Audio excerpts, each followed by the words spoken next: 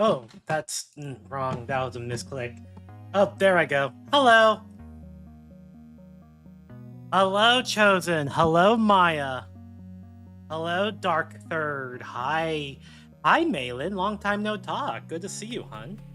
I hope everyone's having a wonderful day today. It is Sunday, and what a very bright and happy Sunday it is. And yes, Chosen, I can do the sub redeem if you want to go ahead and do that. I'd be happy to fulfill that for you. Today we have a very special episode. It's a little different from norm. A little different from what we usually do here. Usually I just play video games and chat and y'all get to watch me be bad at them. But I decided to do something a little different today because recently I went to the National Video Game Museum, as you can see here, and I wanted to talk about it. I took some pictures and I thought it would be fun to talk about. So let me gift you a sub. There you go. Enjoy your sub. Use it for good, not evil. Anyway.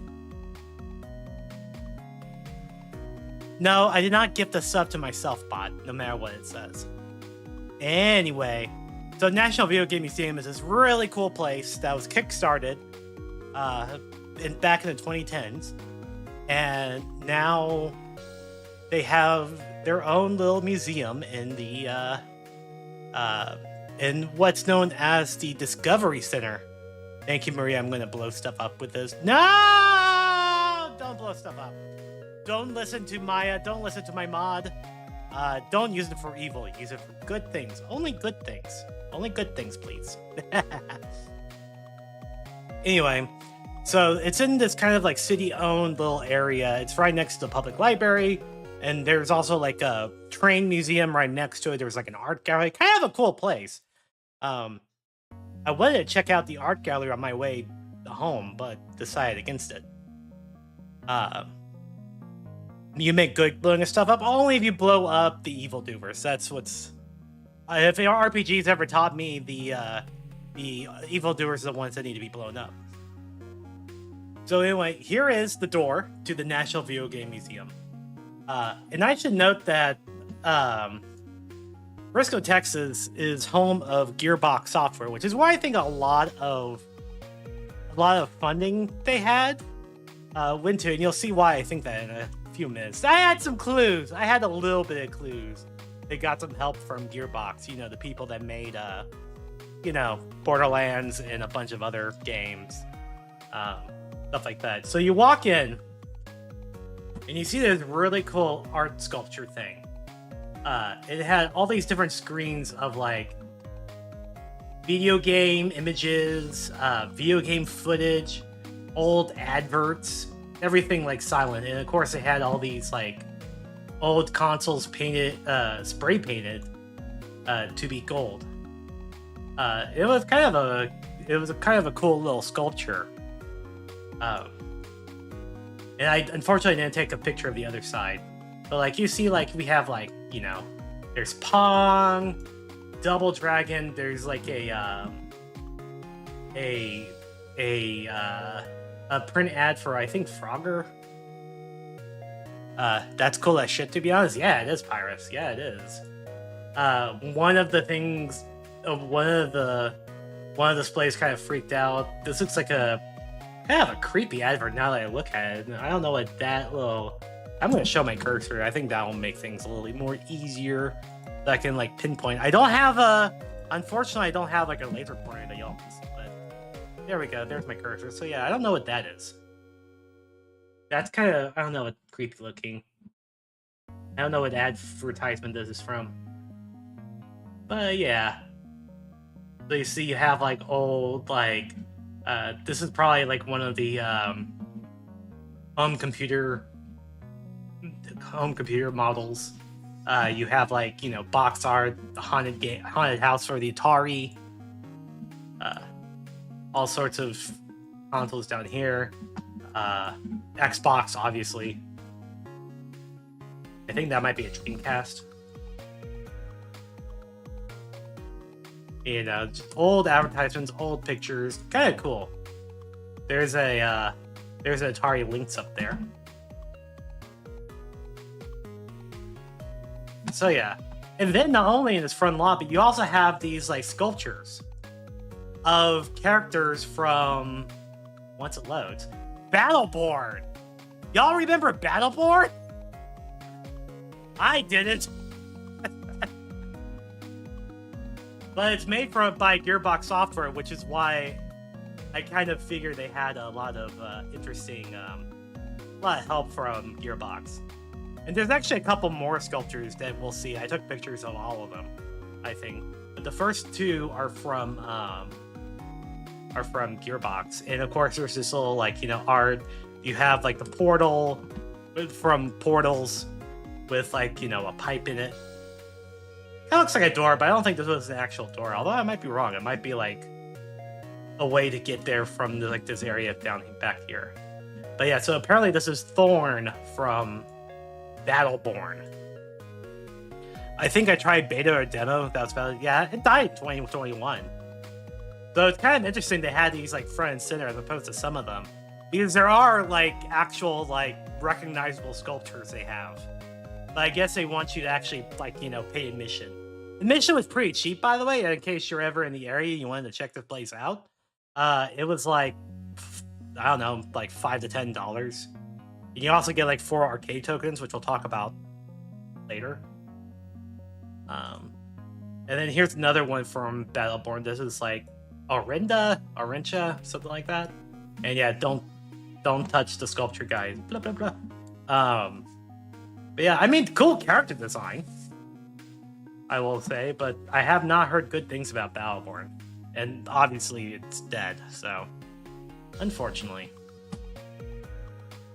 So you pay admission, you go in, and here's some a little bit more recognizable characters. Mega Man, Mario, Sonic, Donkey Kong, pre-redesign. Pac-Man holding a power pellet. Donkey Kong's holding a NVM barrel, and then you have Pikachu up there, which unfortunately was cut off. The classics, yeah, these are the classics. So I only took photos of this, but I wasn't allowed to take video. I actually emailed them because I was planning to do this last year, but I ran out. But I just didn't have any time to actually do it, and this was kind of decided to go here like on impulse. I was like, you know what?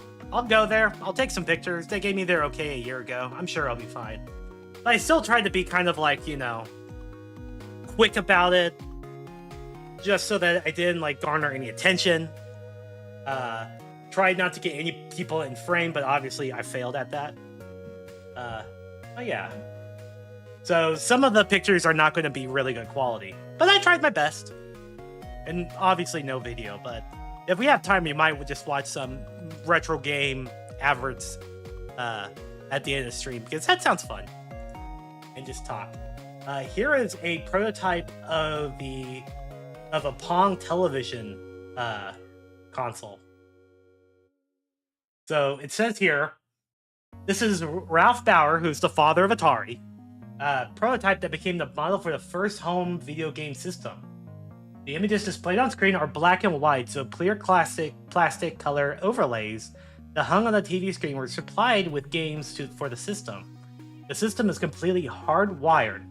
There are no chips or circuit boards inside.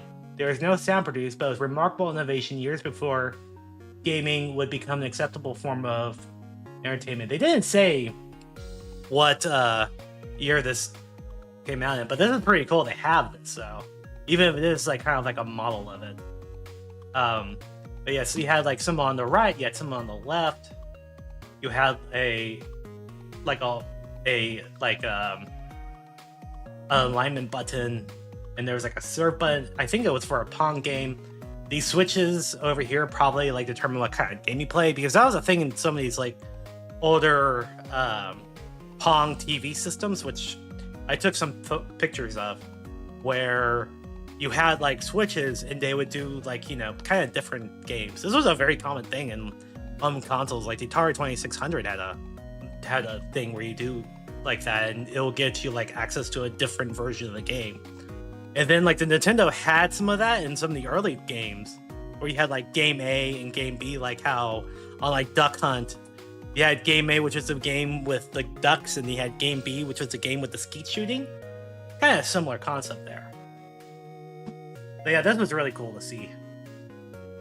And it's amazing that everything is like hardwired.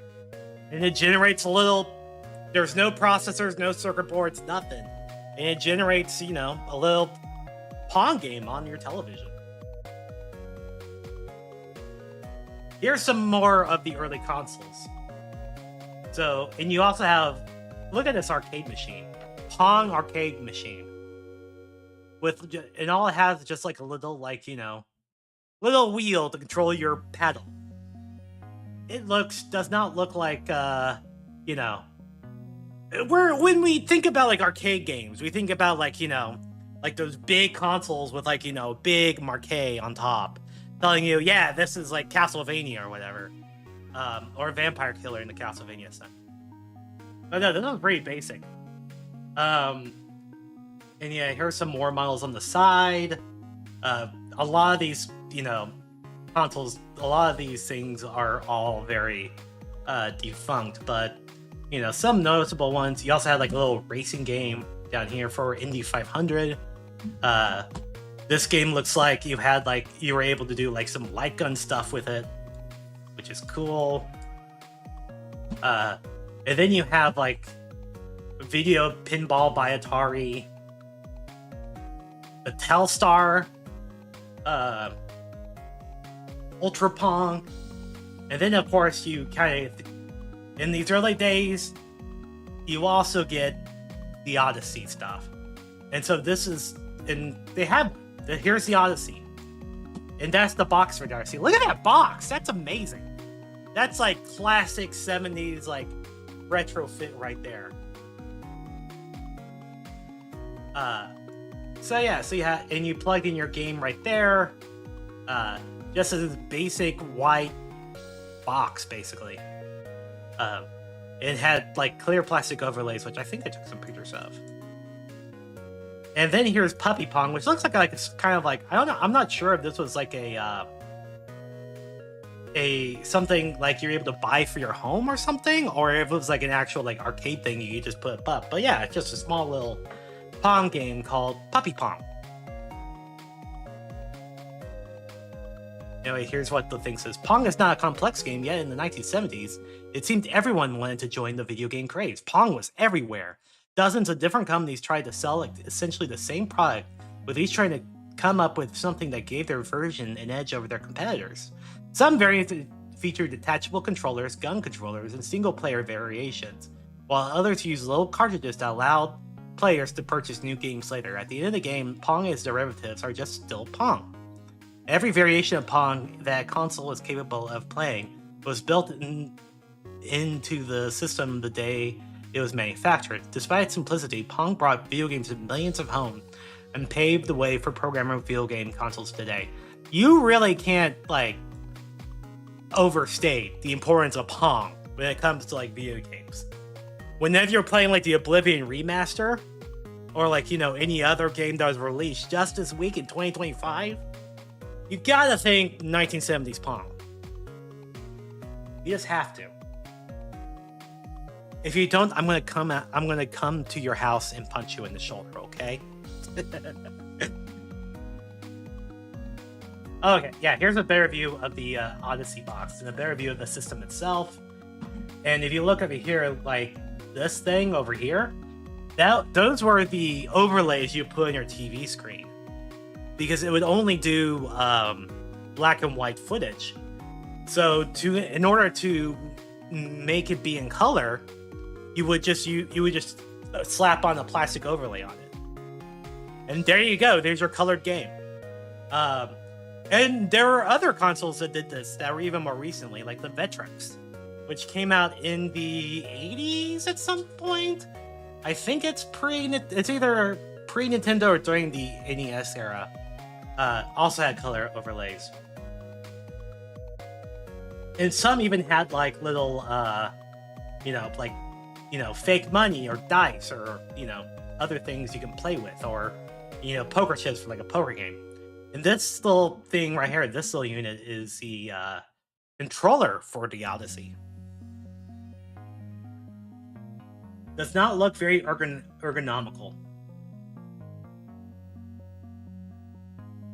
And then apparently they even had like an actual like unit that had Pong built into it. That was a TV screen with that was basically just TV with Pong in it, but this one was missing its other controller. And here's okay.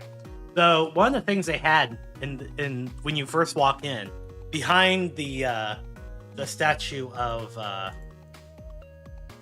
these guys, is this giant timeline, which features different consoles and kind of like the year they were created. So these were a picture of some of the early ones, like the Telstar Arcade, which had, light gun, the Microvision, which we'll see a little bit later.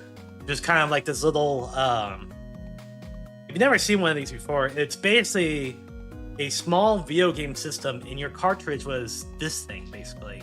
This like plastic shell you would put on the game.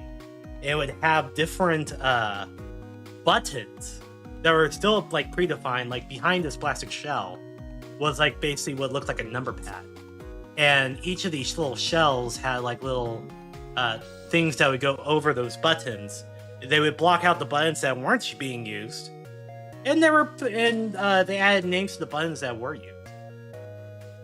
And then of course you had like the television up here with its awful controller, and television had one of the worst controllers I've ever felt.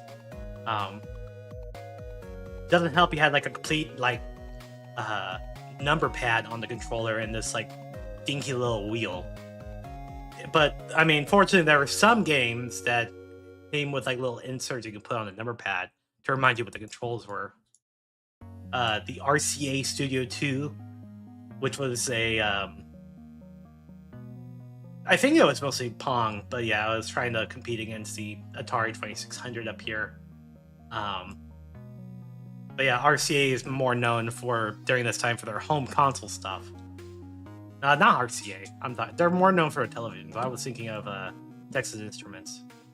You also had like the Atari brand Pong, TV Pong, in the Channel F, which that's an interesting system all in its own right.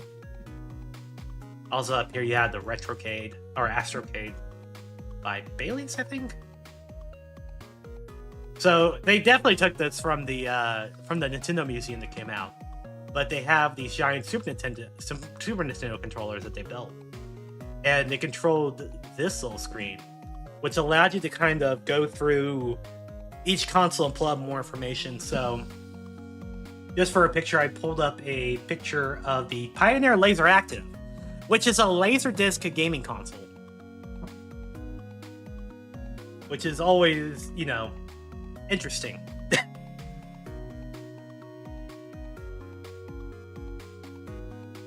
With such famous games as Triad Stone, Rocket Coaster, Road Prosecutor, JB Herald, Blue Chicago Blue.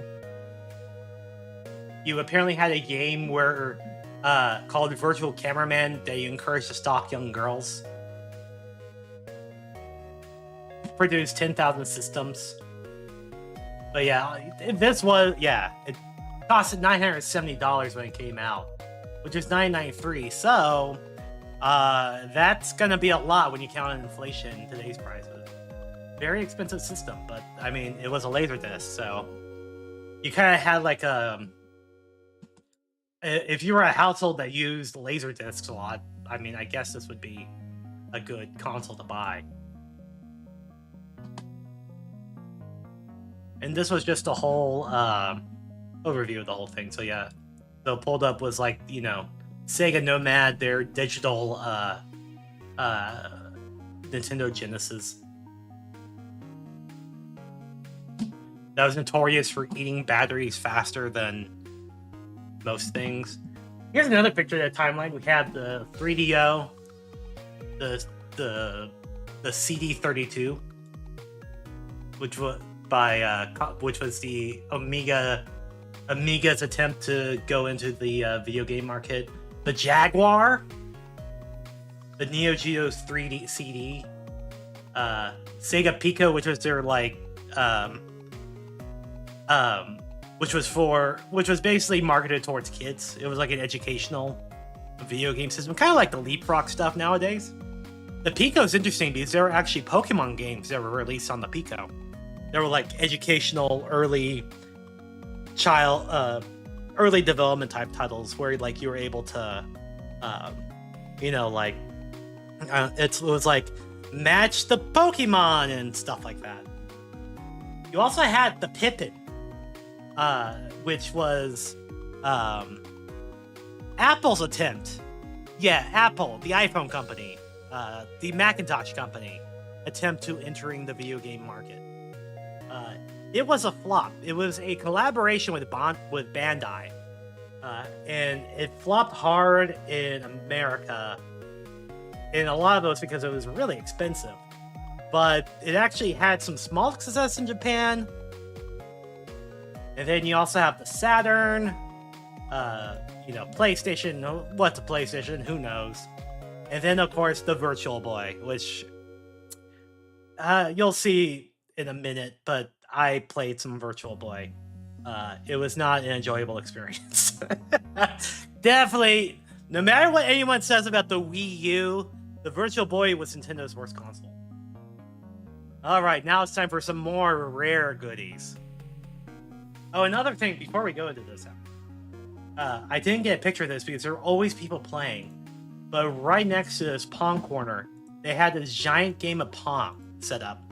Where, with these giant paddle controllers that, you had to kind of like rotate the wheel, and you would play Pong on this huge screen. Which is pretty cool. I'm very sad I didn't get a picture of it. So yeah, so here they showed off some kind of their dev kits that they have. So here's one for the PlayStation. This like lovely black PlayStation color. And the dev unit was called the Net Yarozi. Came with a special access code and allowed you to kind of, typical dev kit stuff. Transfer code to a computer, or transfer code from a computer.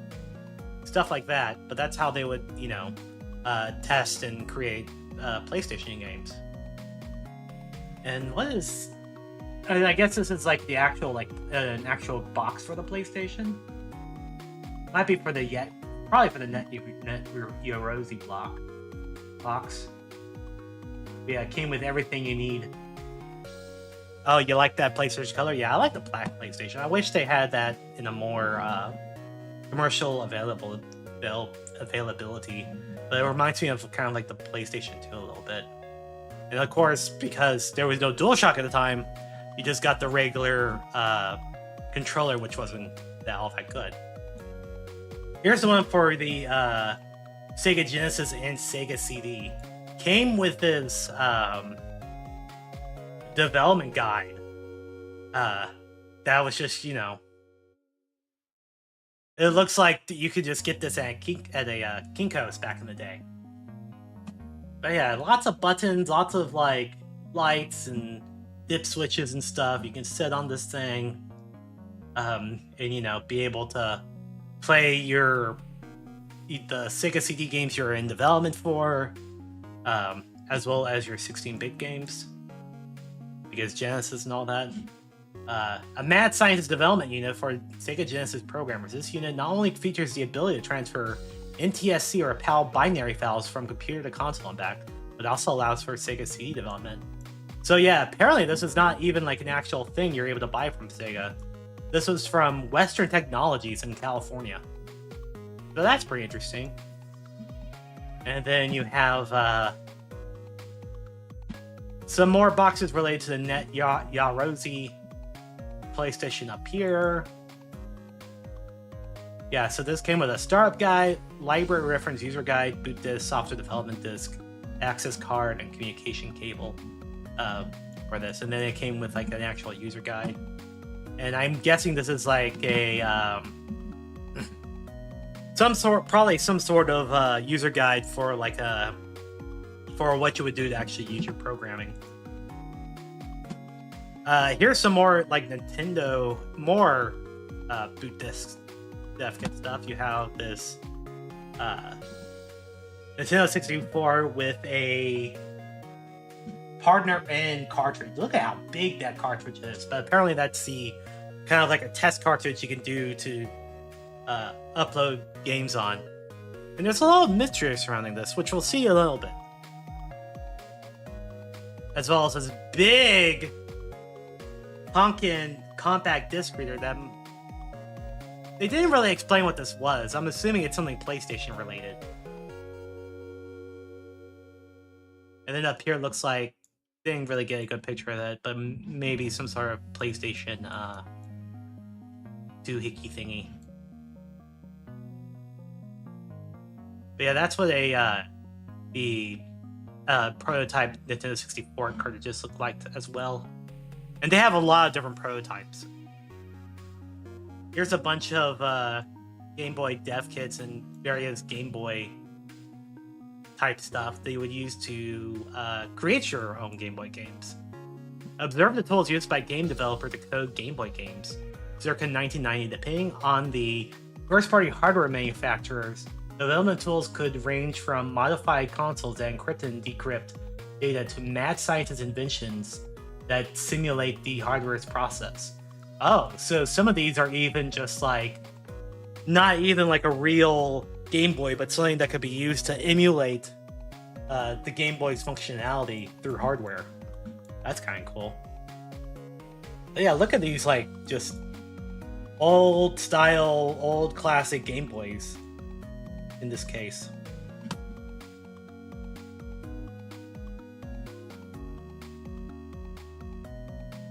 So here we have like a neon green clear Xbox, which is, I mean, it's kind of cool looking. I was never an Xbox kid, but that's a cool Xbox. You also have Activision's original business plan, which when it was originally known as Video Computer Arts. In 1979, Atari programmers David Crane, Alan Miller, and Bob Whitehead and Larry Kaplan left Atari to join with music industry executive Jim Levy to create Activision, the first third-party video game console publisher. Levy had already begun raising venture capital money in an attempt to enter the home computer market, and the four programmers felt that he could best represent their vision in the field of game development. The business plan shown here has the original company name, Video Computer Arts Incorporated, and is dated August 23rd, 1979. It laid out a 5-and-a-year-half strategy for the company through March 1985. It is believed that only 1 or 2 copies of this plan still exist to today. So that's pretty amazing they have that. I'm really curious what like their plans were and how like off rails it went after a certain while. So this is a katana development unit. So this is a little bit misleading because it's actually missing a piece. But the Sega Katana was announced to the public as the Sega Katana on September 7, 1997. When it came to release the system, many delays prevented it from running on schedule. Amidst these delays, the system name was changed from Katana to Dreamcast prior to the system launch on September 9, 1999. Here's a look at the development system that early game designers used, complete with obsolete Katana logo, brand new with all books and paperwork. It doesn't have any of the books or paperwork, but what they were referring to was another unit that would be on here that would be like a C drive, or I guess you could put it in here, and that looks like this. So this would be the original Katana name, is this thing right here, which, I mean, I like the Dreamcast logo a lot. It's one of my favorite video game console logos, just the red spiral and Dreamcast and that font. It's a very good looking logo, so I'm glad they changed it. But yeah, so this was basically a Dreamcast, and it had all your development needs right there. So that's pretty cool to see. And then here's the PlayStation 2 dev unit that's pretty infamous nowadays. It has the word test on it as opposed to PS2, which is kind of cool. And there's the box it came with. And then you also had a clear, the Xbox development kit, which is clear, which is kind of cool. I wish clear plastic came back in vogue when it came to like video game consoles. If they ever had a Switch, the first party Switch 2 with clear plastic Joy-Cons, I'm there. And then you have a 3DO, a solution to a problem nobody asked for. Designed by 3DO engineers Dave Needle and RJ Michael, the Panasonic M2 was to be the successor to the MDO multiplayer. So this is not even the original 3DO. This is like what's supposed to be. It's like its next in line. Initially announced as an add-on chip, it evolved into its own console and exhibited at E3 in 1996. 3DO sold the technology to Matsushita Panasonic. The timing couldn't be worse. Console behemoths Sony PlayStation and Nintendo 64 were already in stores and homes and were thriving. Matsushita pulled the plug on the project, and though the M2 was never released as intended as a home console, its technology was used briefly by Konami on their arcade cabinets in Japan, in vending machines and ATMs. The only completed game was the Studio 3DO game IMSA Racing. So, but still, that's kind of cool that they have that. And there's another black PlayStation behind there. And then below this, I took a better picture of it, but it's basically games on Laserdisc. So here we are. So yeah, so these are well, not all of them games on Laserdisc, but these were games that Electronic Arts had published, and they came on discs and various other platforms. So you see, like, you know, some popular ones are like Bard's Tale, Skate or Die Wasteland, which is like, you know, Fallout before Fallout was really a thing.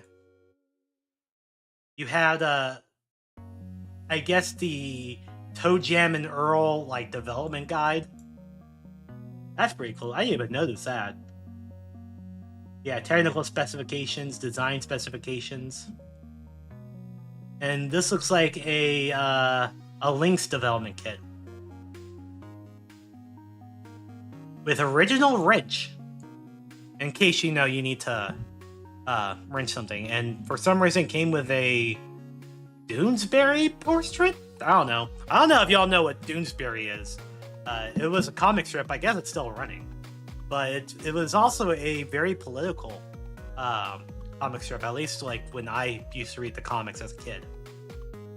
Like, they would be the type of comics like, you know, 12-year-old Maria would read and be like, ha ha ha, Bush said something funny or silly or whatever, he's an idiot or whatever.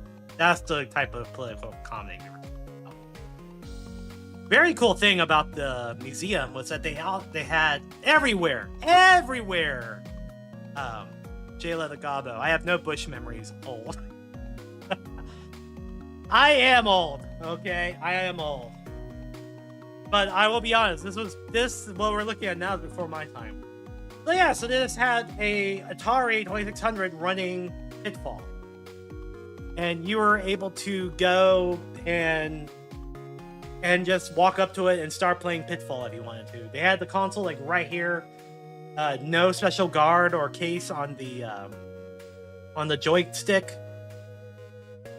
So you were just able to go up and play it. And they had a bunch of these all over the place. Old equal hot because 2025. Hell yeah, old people are hot. I agree. I fully agree with it. Which, by the way, if you haven't played Pitfall, it's an experience. It is extremely rudimentary by today's standards, but it's deceptively small. There's actually like a few levels to it, and the sequel, Pitfall 2, which was also, I can't remember if it came out on the 2600 or if it came out on like the television or older consoles. Future consoles of the Atari's 2600 was basically like a Metroidvania of sorts. But it's really cool. You're just able to go up and play freaking Pitfall if you wanted to. I saw a kid try to play it and didn't understand how it worked. So they kind of just gave up and left frustrated. It's open down here, so you're able to like go in and like press the switches on the console and stuff like that if you wanted to, like, you know, reset it or something. Atari, yeah. Atari, I wish I had an Atari 2600. Back when I actually had a local game store that sold retro video games, they were selling an Atari 2600, like an original one, and I almost picked it up, but decided against it. And then they closed, so now I can't go back and get it. Have a lovely night, Maria. You too, Chosen. So this is one of the arcade cabinets for the game Space War, which is legitimately like the first made arcade games. As you can tell, because it had like a coin slot and everything. I believe it was made by University, if I remember correctly. You can get the new one with some games. That's true. They do have like it's supposed to be like an Atari Classic type thing. And I think it actually has like a cartridge port you can play games on it. But anyway, this was kind of cool to see. They also had another one that was in yellow that I forgot to take a picture of because I'm dumb sometimes, I guess. That was single player and it didn't have 2 joysticks, but this is, you know, multiplayer. So that was also really cool to see. Here is a bunch of Atari games, and as well as Nintendo games, and I love these boxes. I guess these were all published by Activision or made by Activision. No, I think no, these are all Atari 2600. I love these old box art. Like, look at this Pitfall box art. That's wonderful. You also have Keystone Capers, River Raid, which is like, you know, I don't know. I still hear people talk about that game from time to time. As well as, you know, other ones. See, there's Pitfall 2 that I was talking about. Wink. I don't know what that is. Some of these games are pretty obscure. But I mean, like, you know, everyone knows what boxing and bridge and checkers are, right? Yeah, like a drag racing game, fishing game, Kaboom, Blast, Spider Fighter. I guess you take down spiders or something. And then you have, like, you know, Ghostbusters 1, Ghostbusters 2, Rampage. Pretty popular game. Double Dragon, 2 Double Dragons, 2 River Raids, P-Rose Baseball, Skateboarding within Apostrophe, and the Dreadnought Factor for the Atari 5200. So, I don't know. I love the look of old box arts. Like, occasionally I'll go through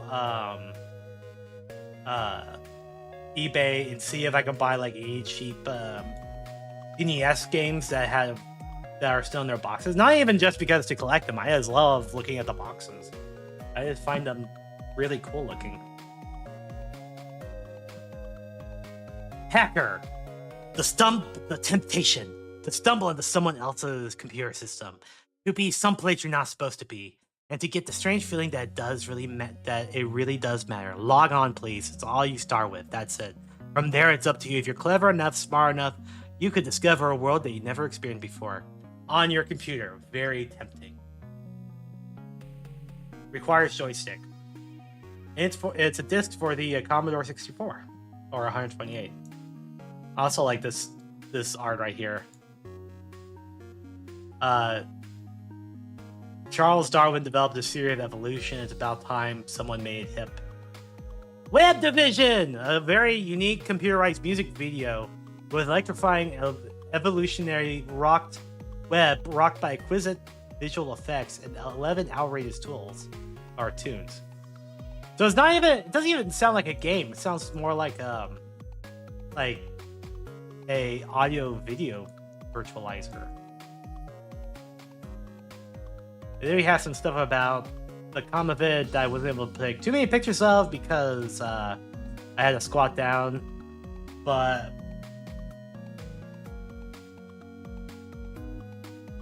it sounds like they were trying to make their own game console, but wasn't successful.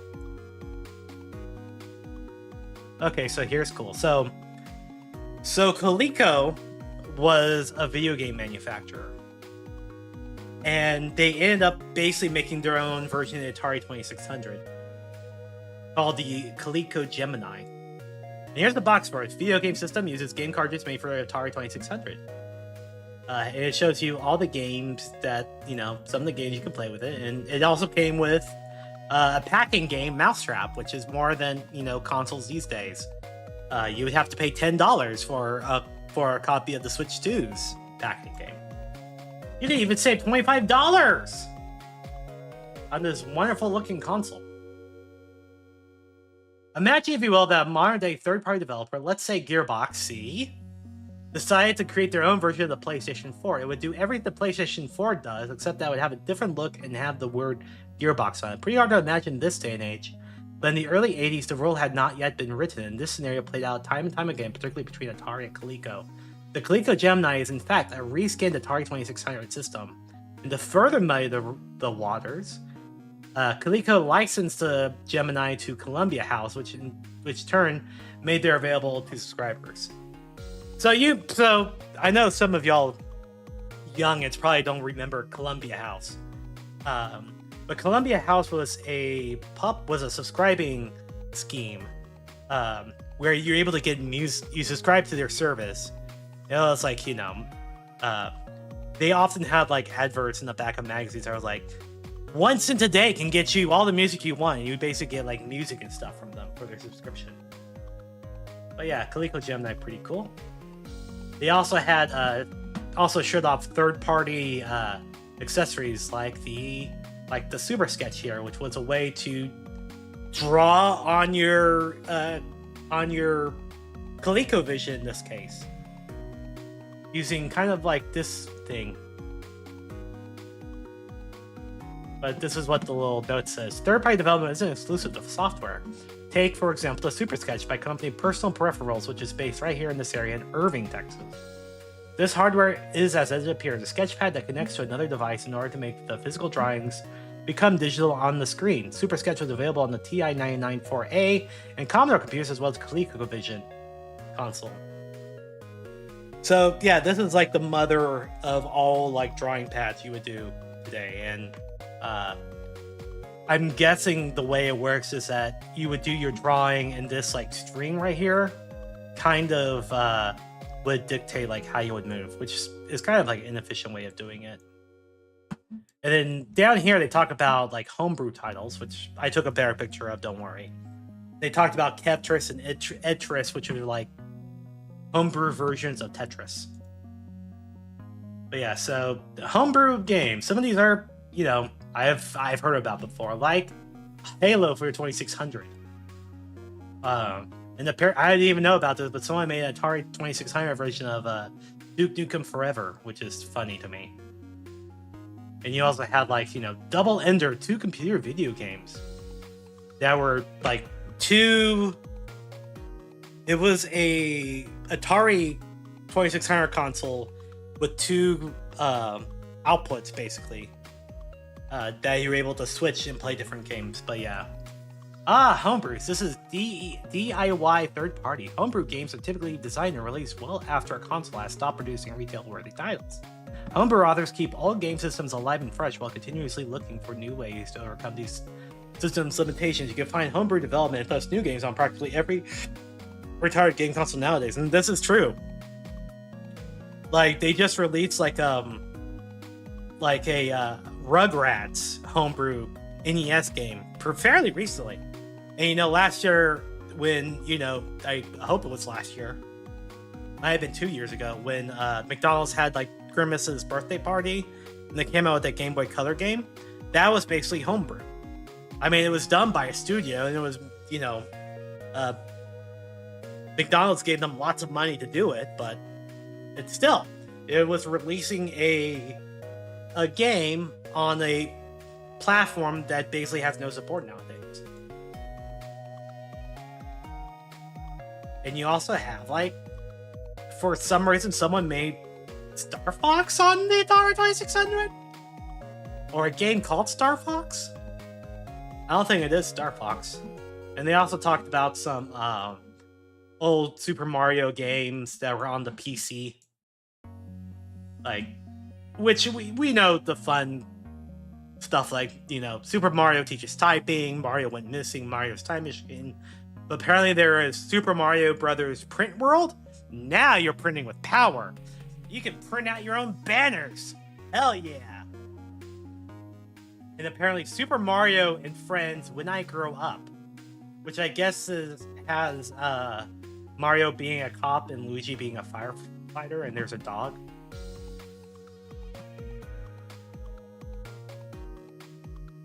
And then we got to talking about, the infamous Nintendo lockout chip, which, if you don't know, it's a whole thing. But basically, the NES had a chip that only had made it so that licensed Nintendo games would play on their system. And companies, but the problem with the licensing is that it's very expensive.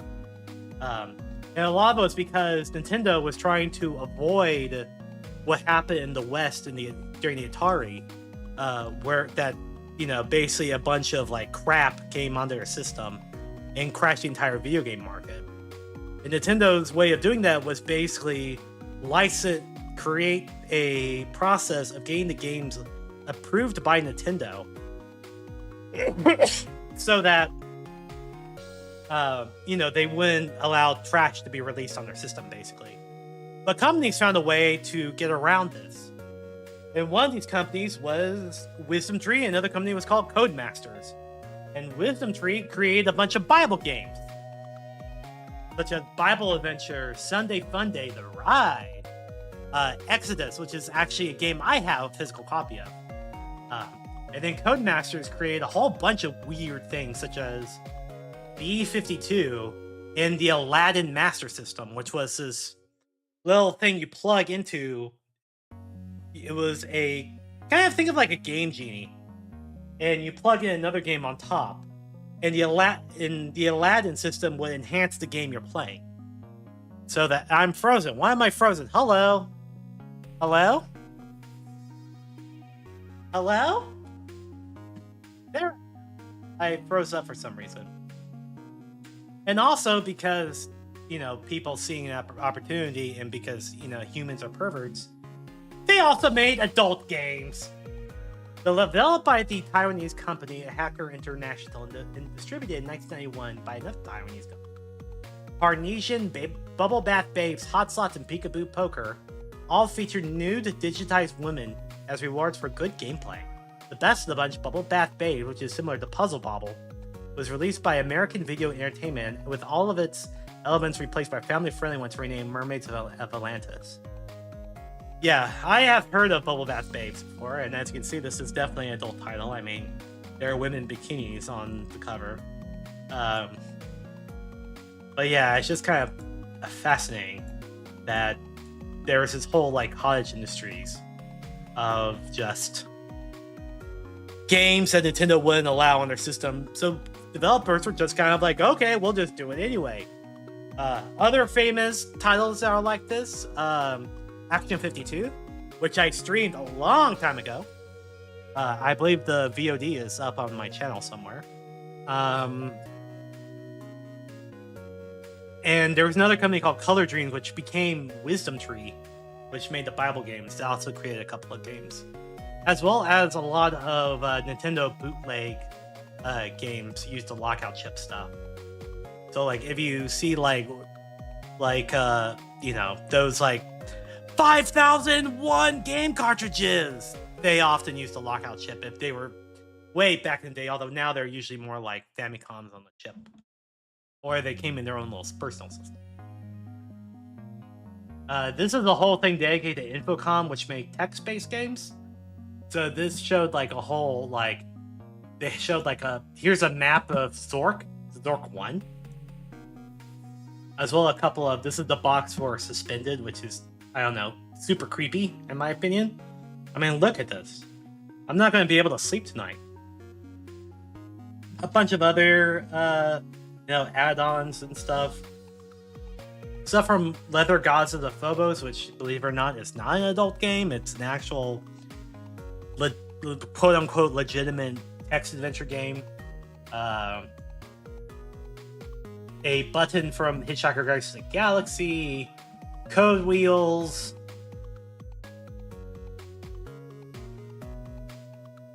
this thing, The Issue, was challenged eons ago from light years away, and only you can meet it. Starcross, the first interlogic science fiction mindbender.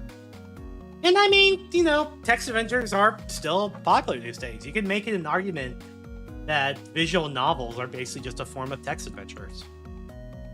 So, for, you know, having no graphics, they did pretty well for themselves.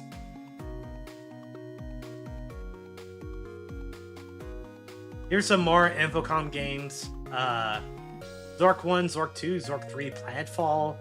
Not related to the Planetfall everyone else knows. Stationfall, Suspect. The Hitchhiker's Guide to the Galaxy, Cutthroat, Wishbringer, Spellbreaker, A Mind Forever Voyaging, Hollywood Hijinks, Leather Gods of the Phobos, Ballyhoo, Moon Mist, Trinity, Bureaucracy, hard game to play. Oh, yeah, I tried. I think you can play an online version of it nowadays. I tried playing it, I did not get far. They came in these pretty cool box, and these are like, you know, these are the Atari ST versions, and the Zork 2 here is for the Macintosh. So it's kind of cool to see, like, you know, the boxes that these games came in. Also more, like, you know, stuff that came with the games. Here's a map of one game's underground complex. You know, if you never played a text adventure before, the way it works basically is that you would start in like one room, and it would describe you the room, and it would use, like, you would type in verbs or verbs and nouns to, like, interact with objects in the room, and then you would move a direction, like, you know, eventually you would go through this whole map, all through text. Now here we go, we're playing with power now. Yeah, so these are various Game Genie-like devices, including the original Game Genie. The Game Genie is a line of cheat systems originally developed by Codemasters and sold by Comerica and Galoob. The first device in the series was released in 1990. Get your stamp, pirates! Don't forget your stamps, y'all! Was for the Nintendo Entertainment System, and subsequent devices released for the Super NES, Game Boy, Genesis, and Game Gear. All the devices are temporarily modified game data, allowing the player to cheat, manipulate various aspects of games, and sometimes access unused assets and functions. 5 million units of the original Game Genie products were sold worldwide. So yeah, these were cool. These were really cool. I had the Super Nintendo one growing up, and yeah, it came in this, like, little code book, and it had, like, you know, a list of codes, and you would, like, you know, using your controller, you would type the codes out, and they would affect various parts of the memory at the time. It was kind of a cool way to kind of, like, you know, if you were bad at games like I was when I was 12 and still am, it was a good way to cheat through the games. You know, if you ever use something like Cheat Engines, same concept. Or Game Shark. And they actually have, where was it? It was up here? Yeah. So yeah, here's Game Shark. Nintendo 64, that's the one I had. I remember this one. It actually came with a way you were able to connect your computer to your Nintendo 64 and have it download codes off of, which I thought was really cool at the time. That's one PlayStation. Here's the first one for the original PlayStation. One for the Sega Saturn. And I remember Game Shark was cool because they had, like, built-in codes. So you were able to, like, go through, like, a list of games. And often, unfortunately, I never had games that the thing was compatible with. I guess this is a... Oh, this is an action replay. Action replay was a whole other one. Used the hell out of it for Gauntlet Legacy on the PS2. Nice. That was a hard game. Yeah, Game Shark had a Game Genie. Awesome, Malin. I always liked Game Genie more than Game Shark personally. I don't know, but that might be nostalgia speaking. I like the action. First of all, you look into this, and it's literally just like a circuit board inside. And I like this little thing. No code books. Works with over 95% of all Nintendo games. Feel like you've never been able to play it before. Friendly to software system and user. Become a game master. Slow. Look at this art. This is beautiful. This is wonderful. This is some glorious art. This box is probably stuck in someone's garage for like years.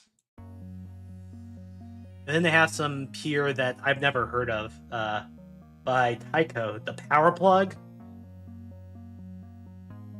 Oh, these are... I know what these are. Yeah, so these are things you would plug your controller in, and they will allow you to kind of like do turbo on your controller without actually being a turbo controller.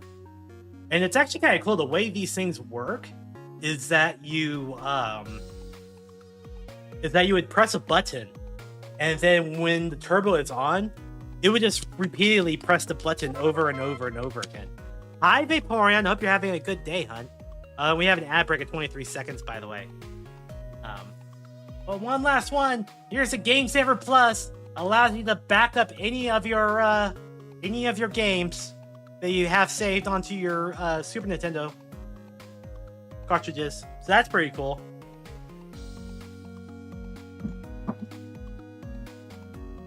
All right. BRB for break. I'll see you after the break.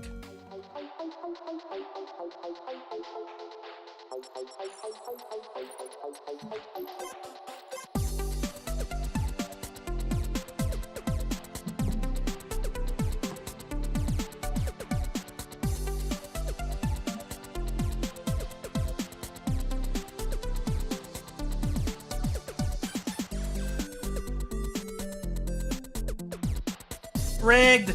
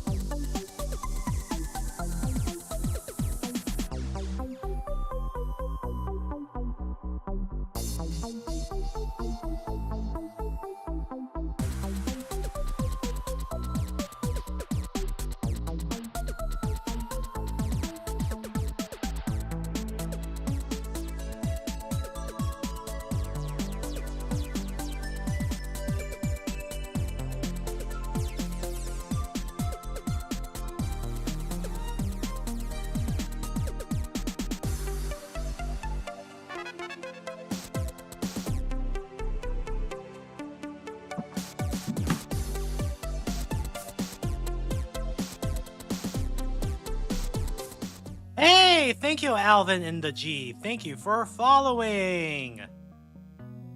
Welcome back, everyone. Do y'all like crappy controllers? I know I do.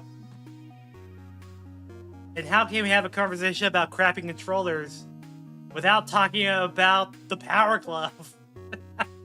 I had one of these things growing up. Growing up. This is... Yeah. I'm pretty sure we only used it about, like, 1 or 2 times. I'm also pretty sure my parents still have the box, or I hope at least they do. Nintendo was not involved in the design or production of this accessory. Back in 1989, it was manufactured by Mattel in the US, so any game could be muddled through using the Power Glove. Only 2 games released specifically for its use: Super Glove Ball and Bad Street Brawler. The Power Glove sold approximately 100,000 units in the US. Super Glove Ball and Ball Street Brawler were flops, and the Power Glove itself was a critical and commercial failure, and we love it. Would be so cool if it wasn't ink-based. You feel badass wearing it, but oh my god. So yeah, so it had a controller on the wrist area. And the whole thing about it is that you're able to kind of like move your glove, you move it, your hands, and like squeeze and stuff, and then we do different things. It was just horrible. But that didn't stop other people from trying. Look, the video game control glove for the PlayStation. Right behind the Power Glove here. You also had, like a little light Cosmic Commander controller, like the Atari. Look at that. I'm willing to bet it doesn't like actually like that's actually like a sticker or something. Specialized controllers always make the game all the more immersive. Always been around back in the day, even in the Atari 2600 days. Toy designer Milton Bradley had a field day when they entered the crowded video game market and manufactured 2 games with its own custom controllers: Spitfire Attack and Flight Commander, and Survival Run with Cosmic Commander. These games were just okay, and the controllers were a little clumsy. I would feel like those would be kind of hard to use. This reminds me I need that Steel Battalion controller. Oh man. That thing was... I had a friend who had Steel Battalion, and that controller was heavy. I think we played once, and like I don't think he actually learned how to play it because we didn't get very far into the game trying to like full team it. You also have Hyper Beam back here, which is kind of like an attempt at a wireless Super Nintendo controller. There is Le Stick, which is this thing that. Well, I'll just read it. Seeking a new way to interact with your games, Data Software released Le Stick in 1981. Think way back Wiimote. This was the first motion-sensitive joystick ever. Squeeze the stick to calibrate the vertical center. Then tilt your hand left, right, up, or down, and press the button to virtually guide your on-screen movements. Inside, a mercury sensor reacts to your movement. The stick will work on an Atari 2600 8-bit computer, Commodore 64, or even a Sega Genesis. The button will function as the B button in the game.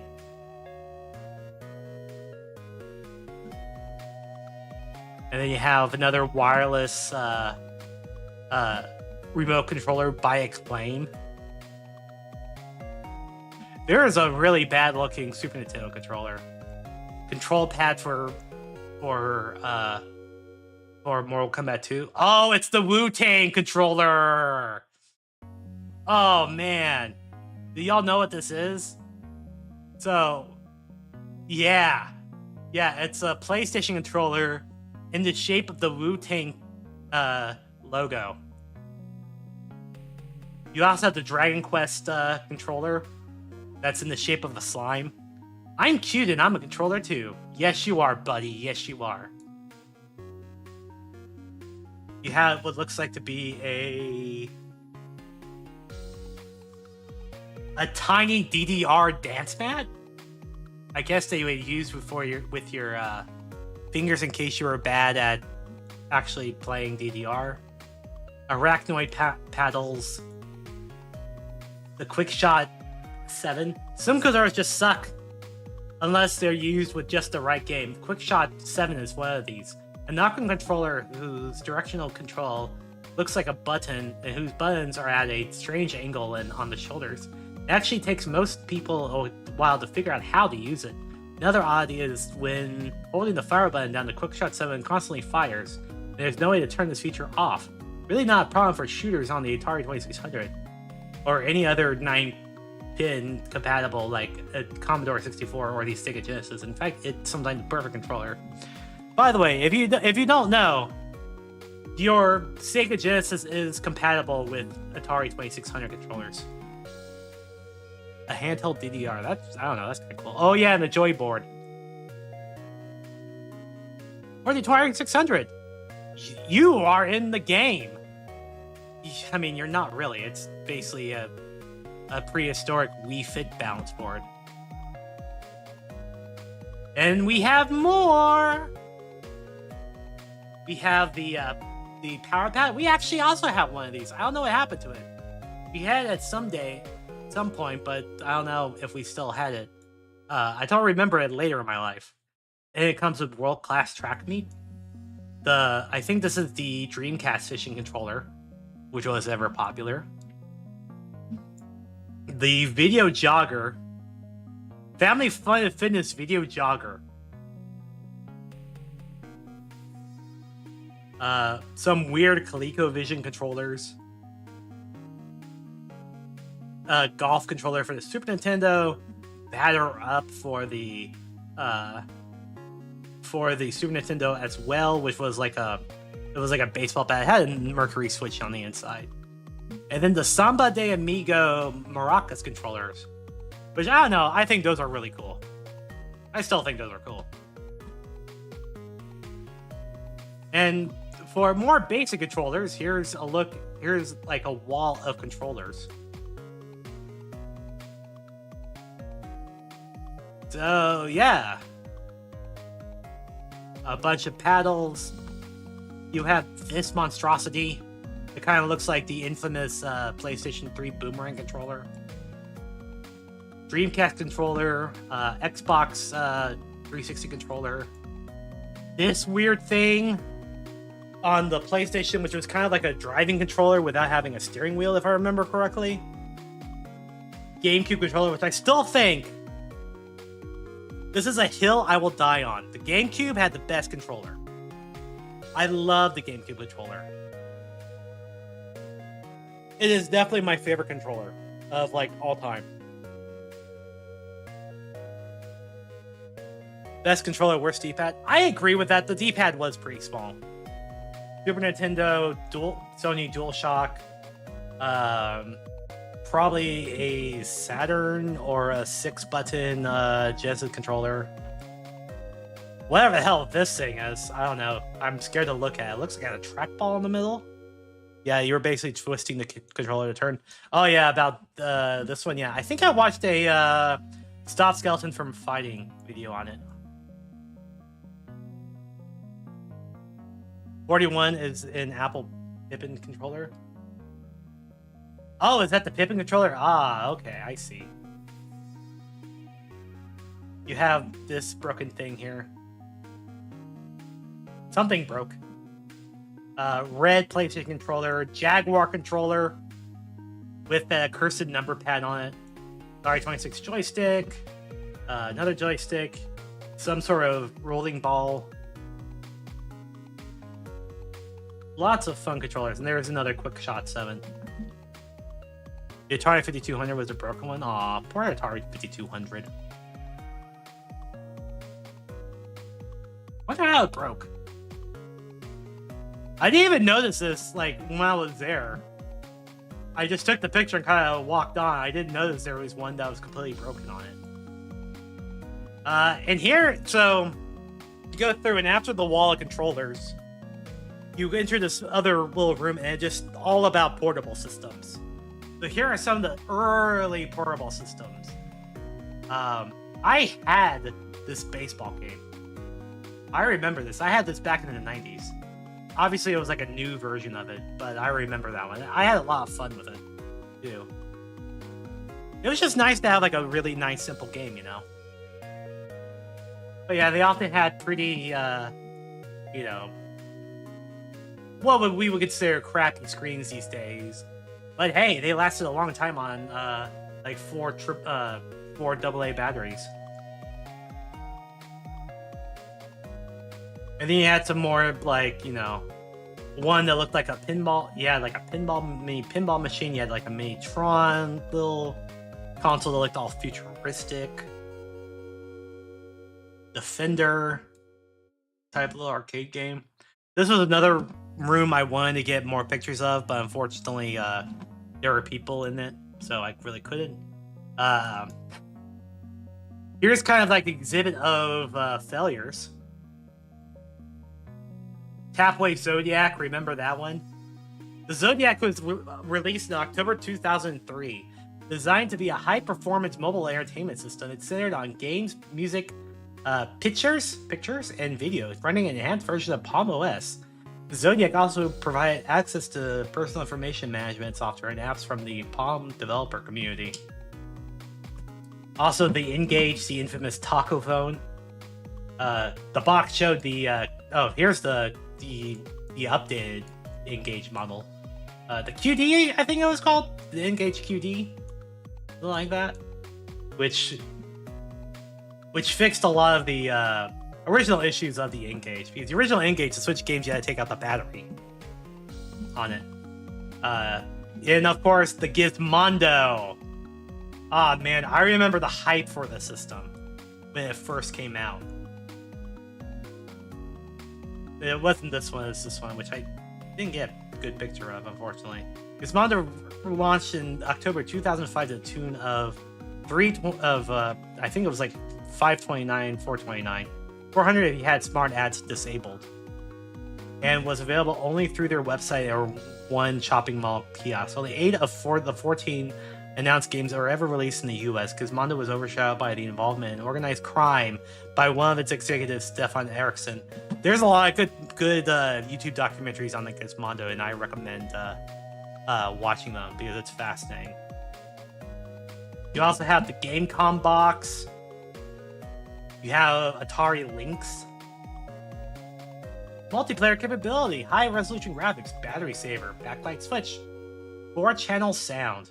The cool thing about the Lynx, though, is that you're able to play it left-handed or right-handed, because it had A, B buttons on the top and the bottom. And then, of course, you have the Game Gear with the rechargeable battery pack. The R-Zone by Tiger. I like this guy. I'm glad I took a picture of this guy. The Top Guy! Hand soldered and assembled, it is believed that approximately 1,000 units exist. This was the first portable NES. Didn't have a very NES player, actually a Famicom, though adapters worked fine, and didn't have a very good screen, but is packed with extras. The antenna receives local television signals, it has built-in turbo switches, supports an external Famicom controller, has an independent power switch for LCD screen light, and can even be connected to a TV via an RF jack. And then, of course, Sega Nomad, which was the portable Genesis. 16-bit color portable game system, plays 500 plus Genesis games. Sounds like a good deal until you realize you're going to need to buy stock in like Energizer because you just ate through all of the batteries. The Gamecom always fascinates me because there were so many ports planned for this game, and some of them actually did came out. Like there was like a Sonic Gamecom game. There was like a Symphony of the Night port for the Gamecom, which was like, it's got more games than us idiots have brain cells. Exactly.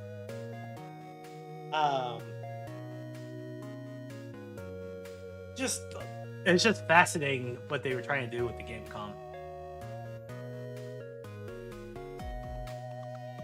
I took another picture of the Kingway Top Guy. And here are Game & Watch, and then some Sony DS and the iPad Touch for some reason. iPod Touch. Gamecom or Game & Watch is always really cool. Look at all these different Game & Watch games they have. They even have the Mario's Bomb Factory. Game with a panorama screen. And then you have like a Game & Watch that's kind of modeled after like an NES controller a little bit. You have a Donkey Kong version, what looks to be like some sort of like gambling game that's like two screens, like that, like this Donkey Kong game. It was kind of like one of the ideas the DS came from. The micro VS system, so you could play Donkey Kong 3 on the go because whenever people wanted to play Donkey Kong portably, they chose Donkey Kong 3. You also had like a boxing game as well. And then of course, the PSP with the UMD discs on it. No PSP Vita. I did not see a Vita in here for some reason.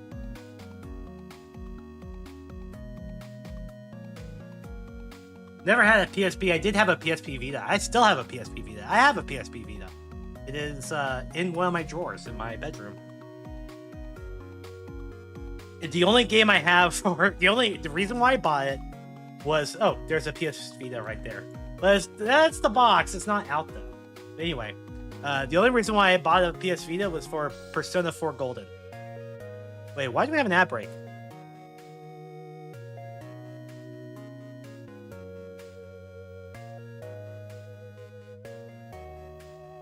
What happened?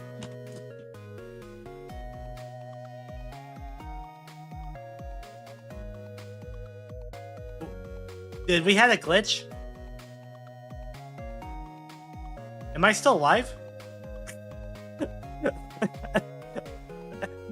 What's going on?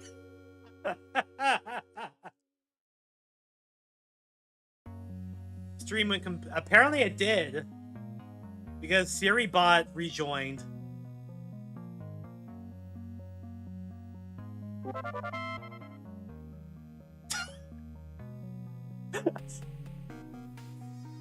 Take this time to get stamps. Take this time to get stamps. Hey, you might as if the system is broken, you might as well, you might as well go through it. Oh man, is this gonna mess up like the VODs and everything? I hope not. No, I did not get a message that my live stream is up. Oh well. You know what? I might as well just. It's gonna like bug me to run the ad. So we might as well go ahead and do it. So I'm gonna run the ad. So we'll run the ad. I'll stay here for everyone who's a subscriber.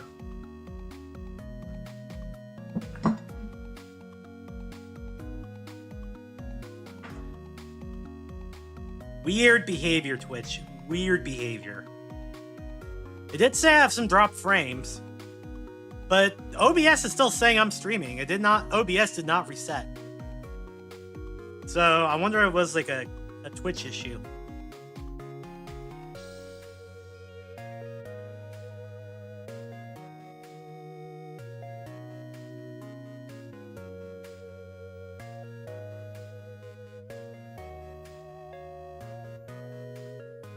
And apparently YouTube was not impacted. I think I'm still live on YouTube.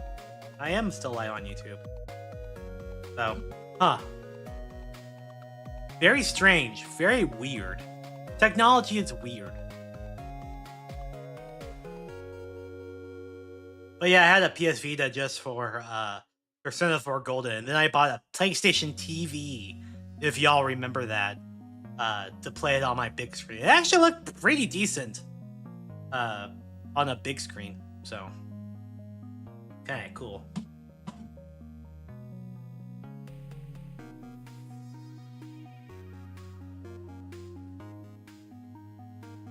This was a really fun museum.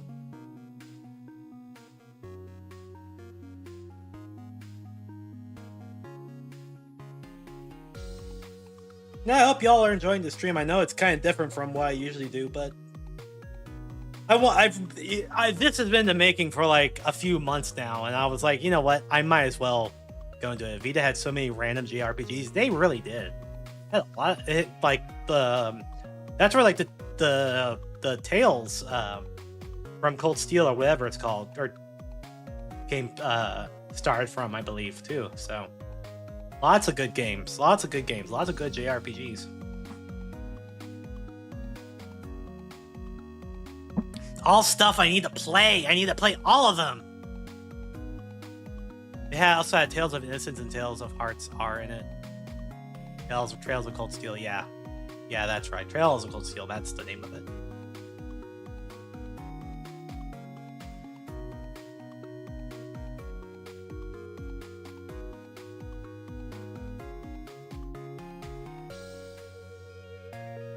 But yeah, I've never really... I did play the Final Fantasy Tactics War of the Lions on my Vita. Technically PlayStation TV, same thing basically. And it did not go well for me. I actually need to add that back on my list. All right, we're back. Hopefully the stream does not go kablooey again. Anyway, here's the original DS. This was what I had, except it was in the silver color. This was the bundle with Mario Kart DS in this nice, like, red color, glaring red with black buttons. You know, the 3DS. Looked exactly like the 3DS that I bought and then returned back because I was like, why did I buy this? I don't need this. And I regret that decision. I should have kept that 3DS. And then an iPad Touch for... I don't consider an iPad Touch to be a game console. I'm sorry. I disagree with that. And here's some more Game & Watches. Lots of Game & Watches. All the Game & Watches you can ever want. Even a Mario Brothers Game & Watch. Not Super Mario Brothers, but original Mario Brothers. One-player control Mario and one-player control Luigi, and it folds like a book. You had Oil Panic, Tropical Fish, Squish. There was a Zelda Game & Watch. Mickey and Donald, so there was like, you know, licensing stuff. Manhole. There was another Mickey game there. Safe Buster. A Popeye game, Shaft Balloon Fight. Donkey Kong Jr. Mario the Juggler. This one looks a little bit more recent. Bomb Sweeper. Lion. Ball. I missed it when games were just called Ball. And then you go down here and you have some of the more obscure consoles that you probably saw on like an Ashen's video or something, like the Game King, the Cougar Boy, which also looks like another console I've seen, but I can't remember. You have the Watara Supervision, the Gamate, which has a very unfortunate name, and then the Neo Geo Pocket, which I don't think deserves to be in this, and I don't think that deserves to be here along with these guys. Neo Geo Pocket was pretty cool, you have to admit. I think this came out in places as the Game Duck. I think that's why it looks familiar to me. But I guess in some regions it's called Cougar Boy. I still think Gamate is a bad name for a console. Changed my mind. And then, of course, you have basically all of the Game Boys, including a copy of Tetris, the original DMG model.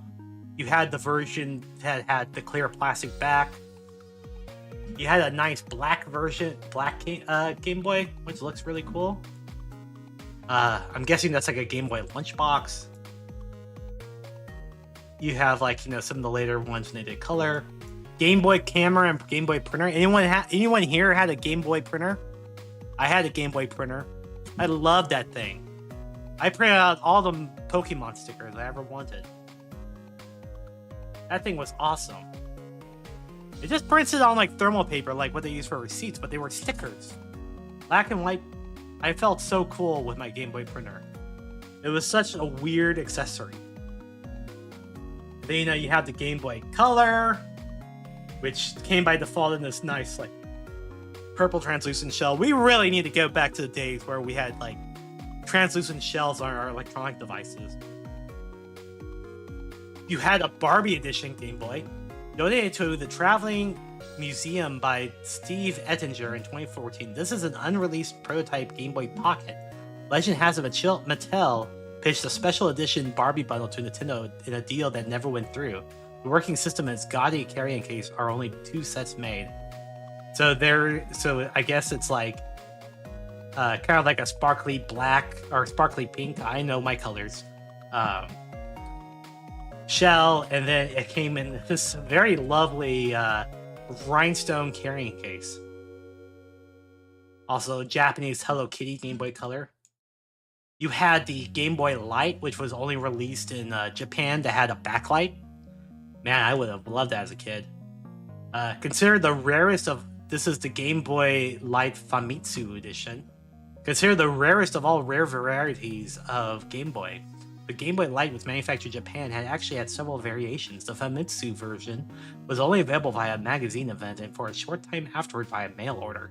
The only real difference between a Game Boy Light and a Game Boy Pocket was front-lit display. Very cool. Backlight is cool, but that thing sapped battery so hard. It really did. There's a copy of Donkey Kong Land in the back for some reason. And then Game Boy Pocket. I had fond memories of my Game Boy Pocket. That thing definitely was much smaller than the original Game Boy. Sleeker, lighter version of the original Game Boy, the Pocket also featured a crisper screen with a better refresh rate. Compared with the original's greenish, often blurry screen to the sharp grayscale image of the Game Boy Pocket, a variation of the Game Boy Pocket is the Game Boy Light, which simply adds backlight. Yeah, the Game Boy Pocket screen was very, very great. And apparently there was a special offer where you could get a Legend of Zelda game. Probably Link's Awakening, if I knew any better. And like with the rest of everything, you actually had the opportunity to play on some old portable consoles. You could play this Pac-Man, you could play Foosball, you could play Scramble. Which were pretty cool.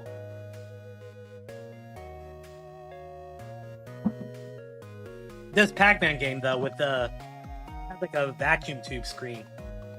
That was challenging to play, I'll tell you what. Especially because I was trying to rush through it. I wish I had photos of it in operation, but I didn't get that.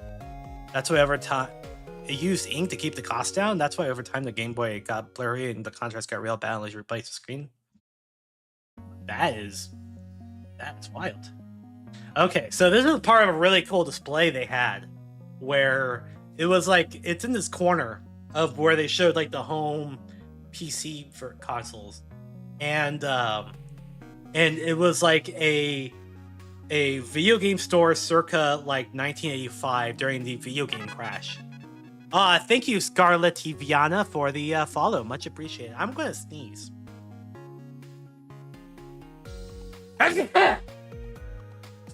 Excuse me. But they showed a Vectrix. Okay, Vectrix came out in 1982. Which was the other. Yeah, get your stamp. Oh yeah, now you're one of us. The Vectrix was cool because it used Vectrix graphics, as opposed to raster graphics. Bless the cat girl for the sneeze. Thank you, I appreciate it. Now my soul will remain in my body. And like what I mentioned with like the Odyssey, it used color overlays to display in color. So now you can play your Berserk in blue. Hi, Violet Noyamaka. And get your stamp, hell yeah. I don't know why I said your full name. I know you have the Violet. And here's the controller for the Vectrix. 4 buttons and a little joystick. Also, look. How to win at AT the game. Didn't we need that at the time? I mean, I didn't. I was not born yet, but... Hi, Maria. Hope you're doing great. I'm doing pretty well. I hope you're doing well, too. But yeah, so like, store, closing, everything must go. And they kind of showed off how bad the games were at the time. The number 1 seller here was E.T. Number 5 seller was Kool-Aid Man. So really bad, cheap, bad like licensed games. But some of these adverts were pretty cool. They say it's only a game, they lie. You have like an Atari 5200 box, a Vectrex box, Odyssey box, all these boxes up here. Word Zapper. And then here was like the under the Vectrex was the thing. You had like little Pac-Man cards, the Atari 5200 Super System. Little game cards that were like Zexon, Donkey Kong Jr., Turbo, and Frogger themed, and it came with gum. Remember when cards came with gum? Anyone could just release a game, basically. You also had Pac-Man stickers, rub-offs, and bubblegum. And then the Emerson Arcadia, which was a Intellivision board, I think, or copy, I believe. And yeah, anyone could still think it's good. I mean, that gum could be used to like plaster bricks if it gets wet, so probably not. But yeah, they released a Kool-Aid Man game on the Atari. So the quality of the games kind of got poor, and that's what led to the crash. And they had a display more about that, but I got distracted by the Russian Electronica BK00101 computer, which is this thing right here. And then they have like a little basic keyboard for, and then they showed the IBM PC Junior computer here, which was a huge flop. The IBM PC was like big. Like if it wasn't for the IBM PC, we would not be using like what we would consider computers nowadays. And then they tried to make a smaller version called the IBM PC Junior, and that was just a huge flop. Here's some more of the games they had in the, like, this just little box. You were actually able, no one could actually stop you from pulling one out. I don't think that like the actual cartridges were inside, but yeah, you can kind of take a look at, you know, the games at the time. There is an ET game. We will see the ET game again. It is always haunting us. It is always in the background, waiting for a moment of weakness where it will strike. So you have NHL Hoxia, Galaxian, which I don't know if the Atari version of Galaxian would be any good. Atari Frogger, Super Breakout, which, I mean, that would be pretty decent. See? Look! Moment of weakness. I'll defend that game. It basically had half a year to get made and released. It is also complex for a 26-hour game. It is. It's just not a good game. But you were able to play it. It actually had its own. They actually had like an Atari kiosk.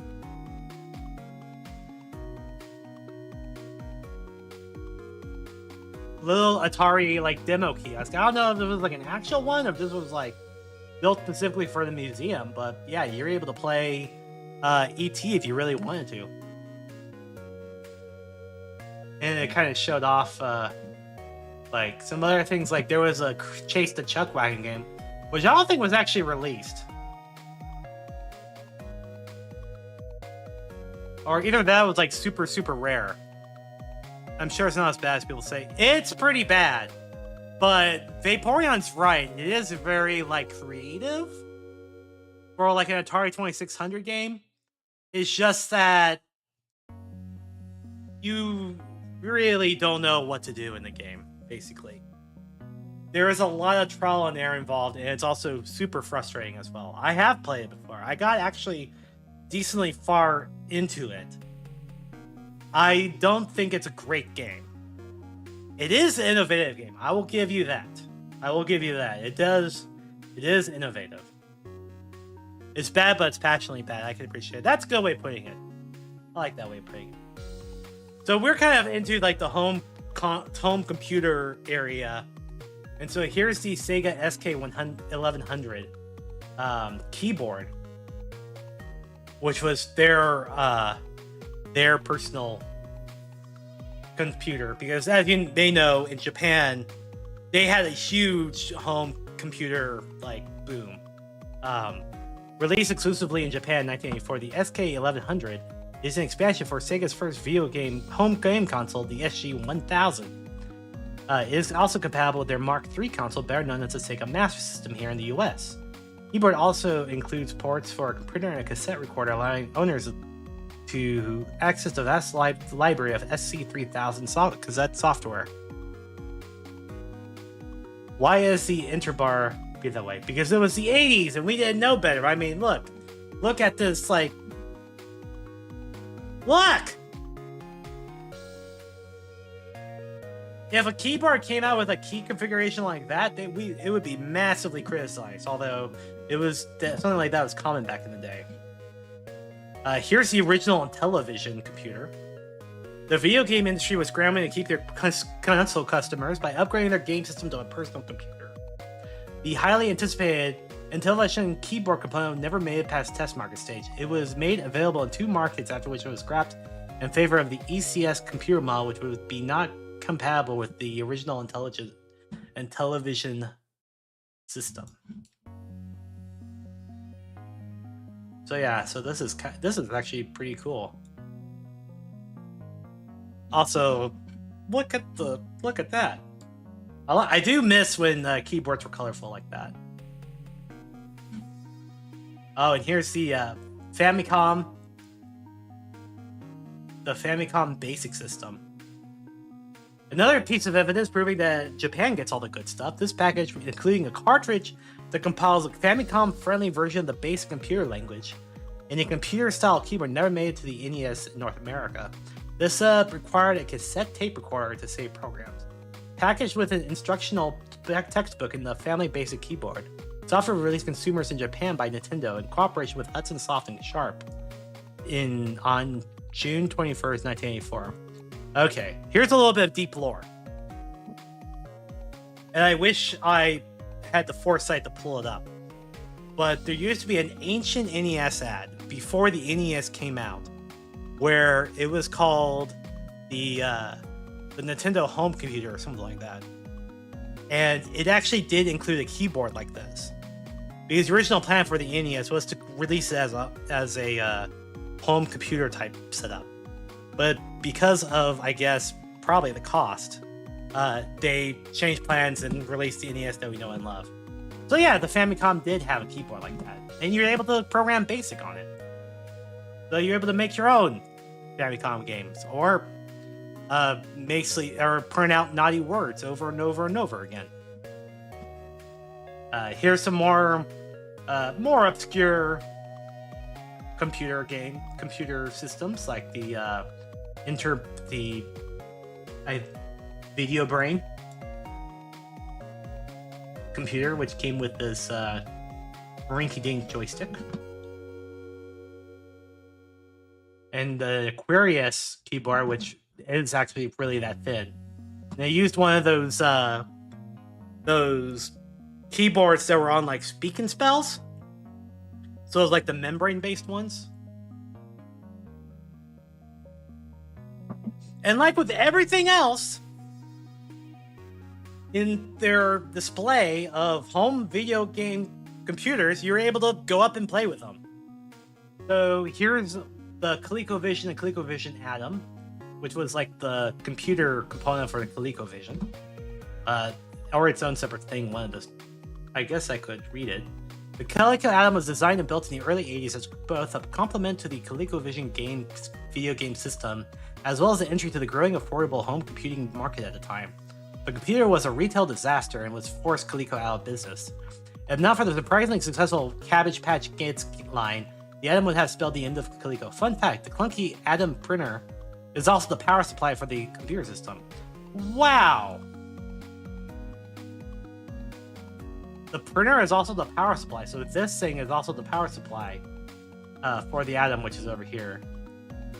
And then here's the keyboard. It did sound nice. I did actually play a little bit of this game that was on here, although I didn't know how to play. I kept running into this wall right here. But I mean, pretty good graphics. Here's the IBM PC XT, so, you know, IBM computer. And it played everyone's favorite simulation game, the Oregon Trail. And yes, the Oregon Trail produces mind-boggling effects. Look at that deep color. Beautiful.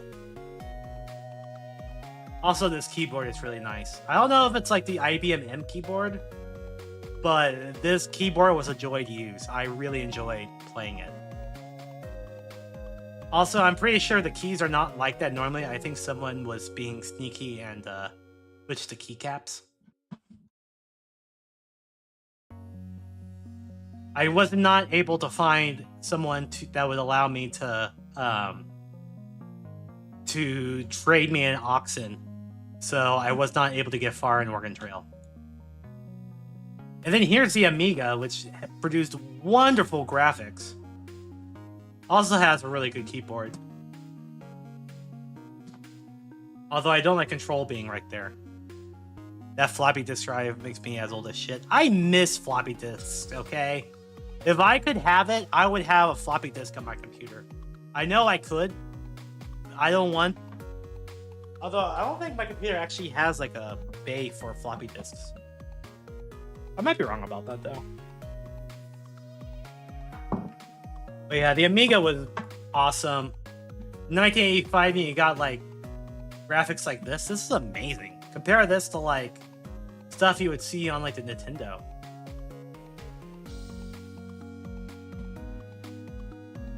Just super good. Lots of great games came to Amiga. A lot of popular PC games were originally Amiga games. Like Lemmings was originally an Amiga game. Yeah, great graphics for the time. And then we go to the Atari 2800. Came out in 1979. And it had a version of Pac-Man on it. Which I did play. Didn't get any footage of me playing it. But it was Pac-Man. It was just Pac-Man, but the graphics weren't really all that great. Also, surprisingly, had a good keyboard. Nice buttons. Nice buttons. I kind of dismiss it when computers look like that. If I could, I would have...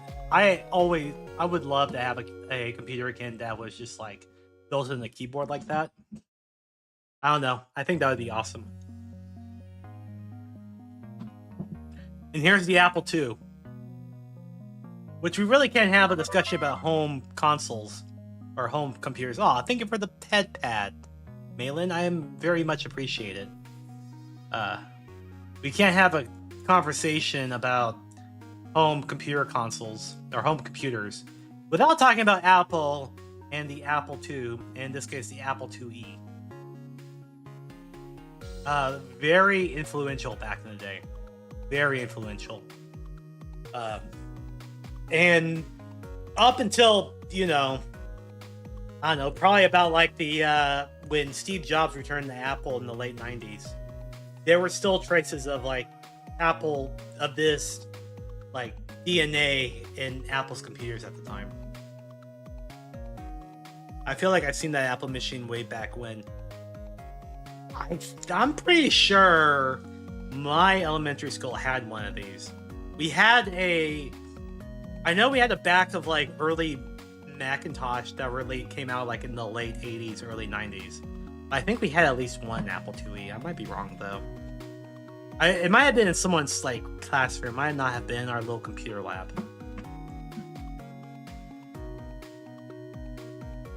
And then you have the affectionately named Trash 80, or the TRS-80 microcomputer system, which was made by Radio Shack and created by Tandy, which was a computer company at the time, or electronics company, really. But yeah, it got its name affectionately because it was a very cheap cheap system to buy, but it wasn't very all that good compared to everything else. But it succeeded basically because it was really, it was not like, it was pretty inexpensive at the time. And so it got the nickname the Trash 80. Okay. I took a picture of this for 2 reasons. When I was growing up, we had a home computer console. My brother just brought one home one day randomly. And even though we had like a normal PC at the time and we had a Nintendo, but I was fascinated with this thing and I never remembered what it was. But I am like 80% sure it is this TI-99 by Texas Instruments, by TI. Unfortunately, the M key, I guess, went bye-bye. Now, I remember this computer because I had a game on it. I had a game where it was basically like, you were able to make your own like crime scene sketch, if that makes sense. So you're able to basically make like funny pictures, funny faces on this like, you know, kind of bad graphic system. And the game it's actually playing here is actually what they call Munchman, which is, I think it's the precursor to like the Number Muncher games, because some of the character designs are very similar, even though this is just a Pac-Man clone. It's missing because we lost a key. I see what you did there. But yeah, so this console like made me feel like a little bit of joy because I think I solved the question of what the heck that computer console was. I'm pretty sure it was Texas Instruments. Yeah, 994A. I grew up in Texas. I grew up where Texas Instruments was based, so it makes a lot of sense. They also had a random Dragon Age, or Dragon Slayer, not Dragon Age, Dragon Slayer arcade cabinet. Very popular, very infamous game. The arcade hardware was built off of Laserdisc, and it created this. Basically, you guided this hero to go through the castle and not get killed. Very rudimentary gameplay, honestly. It was essentially like quick time events, basically. But gorgeously animated by Ralph Baleski. They had a whole arcade cabinet here, and they also had like a little display up here of like different memorabilia related to Dragon Slayer. Dragon Slayer is a tough game, but your reward was doing it all in one try. It is a tough game. I have never managed to get far into this game at all. I also like the fact that it had like a separate like score area, credits thing. Oh yeah, you had to save the princess. Yeah, here's the memorabilia kit I was telling about.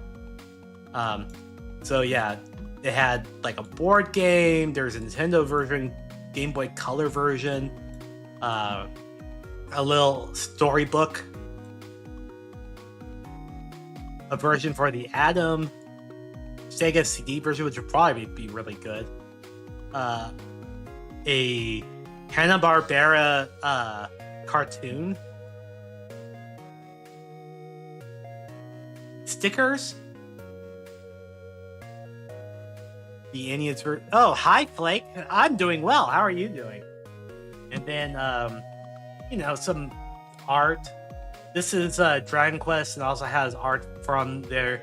I can't remember the name of it, but Dragon Quest had like a pseudo sequel that was sci-fi based. That's pretty cool to see. If you want to play Mario Paint, you couldn't because it was not working. You went to a video game museum? That's awesome. Yeah, I went to a video game museum. And I took pictures of it. And I was sad because I wasn't able to play Mario Paint. But yeah, look, here's the infamous Super Nintendo mouse. And it took all this time, but Nintendo is doing kind of mouse-related hardware yet again. So here was it showed Doom playing. You were able to play Doom. I don't know what version of Doom it was, and it showed some random PC games. So you had like Movie Maker, Super Boulder Dash, Load Runner. I don't know what that game was. Oh, this was cool. So this was like a little thing, maybe the floppy disk version of Doom, probably. This was a cool little thing that allowed you to listen to songs from different games as if they were played on different consoles. So I chose Sonic the Hedgehog because, you know, Sonic the Hedgehog 1 had super classic music. And you were able to play it on a Genesis version. You were able to hear the Super Nintendo version of what would be played if it was on like the Super Nintendo and on the Atari 2600 and on the NES. And it really made you appreciate like the power of the Genesis's like sound system, because the Super Nintendo version did not light a candle at all. It sounded wrong. It sounded off. I would actually say the Nintendo version sounded better than the Super Nintendo, honestly.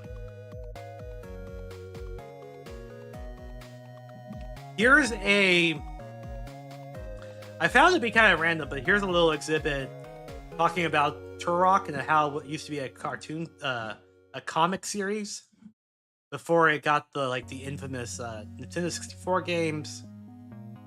You had some displays of Assassin's Creed. Sega were the innovators before Nintendo, I feel like. They kind of were, honestly. Although their approach was very different from Nintendo's nowadays. They were very much a throw spaghetti at a wall and see what sticks. And we got more of that coming soon. In this random display, we have a display of Custer's Revenge. The infamous not safe for work title. See, not for sale to minors. And I think the reason why this was there was because this was a whole exhibit about Native American representation in video games. Because like they have games like Wampum for the Nintendo with that very unflattering stereotype, Custer's Revenge. Lots of talking about T-Hawk from Street Fighter. And then I know that Killer Instinct, I saw something Killer Instinct related, Killer Instinct had a Native American character with Nightwolf. Mortal Kombat did it as well. You were able to play Turok on the Nintendo 64 as God intended. Just go right up there, sit down, play some Turok. I did for a little bit. It was fun. I have very fond memories of the first Turok game. Super fond memories. Like outside of like Doom and Quake, Turok was the first FPS I played. And yeah, the evolution of representation across video game history. It kind of sucks when one of your first ones was Custer's Revenge, honestly.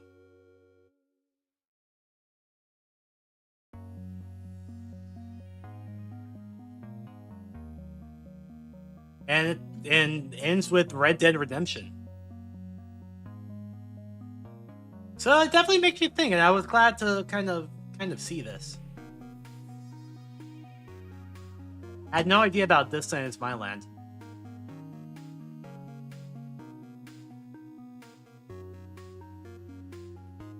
And yeah, they talk more about those games like Red Dead Revolver, Gun. There was a Gunsmoke game. Red Dead Redemption. Pocahontas for the Super Nintendo and a Pocahontas Funko Pop. Peter Pan, which had awful Native American representation.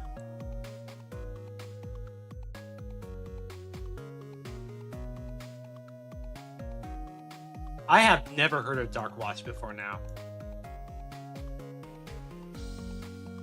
But then again, I kind of missed the whole Xbox generation.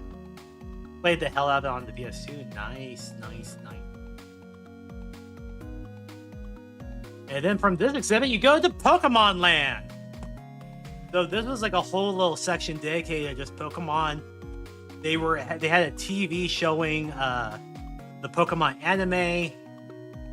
They had, the original like game boxes of the games. They had figurines. Not just a red, blue, and yellow, but also gold, silver, fire red, leaf green, heart gold, soul silver, XY. They had commemorative plates. There's a random Rayquaza. XY, moon. No sun.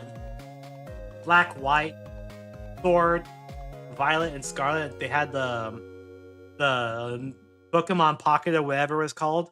Pokemon Blue on GBA was my first Pokemon game, to be honest. Mine was Pokemon Blue on the Game Boy, on the original Game Boy. Oh, and they have a lot more. VHS tapes of the anime. Pokemon Mystery Dungeon, Pokemon Coliseum, Pokemon XD. A bunch of spin-offs. Let's Go Pikachu. Special Pokemon Advance. The Pokemon Game Boy Color. The Pikachu Edition Nintendo 64. Remember that thing? It was blue. Pikachu's face was on it. Here's the microphone you used for Hey You, Pikachu.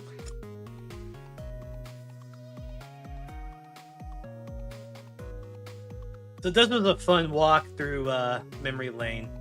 They have the soundtrack to the first movie. They have the cassette for the first movie. This was the picture I posted on my Discord. You were able to play Pokemon Stadium if you wanted to. With a purple, translucent purple N64 controller. Hi Farah, hope you're doing well. Get your stamp. I played a lot of the Game Boy ones. I played hundreds of hours in Game Boy 2. And then I picked up Silver, and I never finished Silver. Like I said, I kept saying I'm bad at games, and I was, especially when I was a kid. The only way I was able to beat Pokemon Blue was through catching them to Sinnoh and just overpowering them. They have a bunch of random other collectibles. They have card packs, plushies, random miniatures, the Pokedex they released.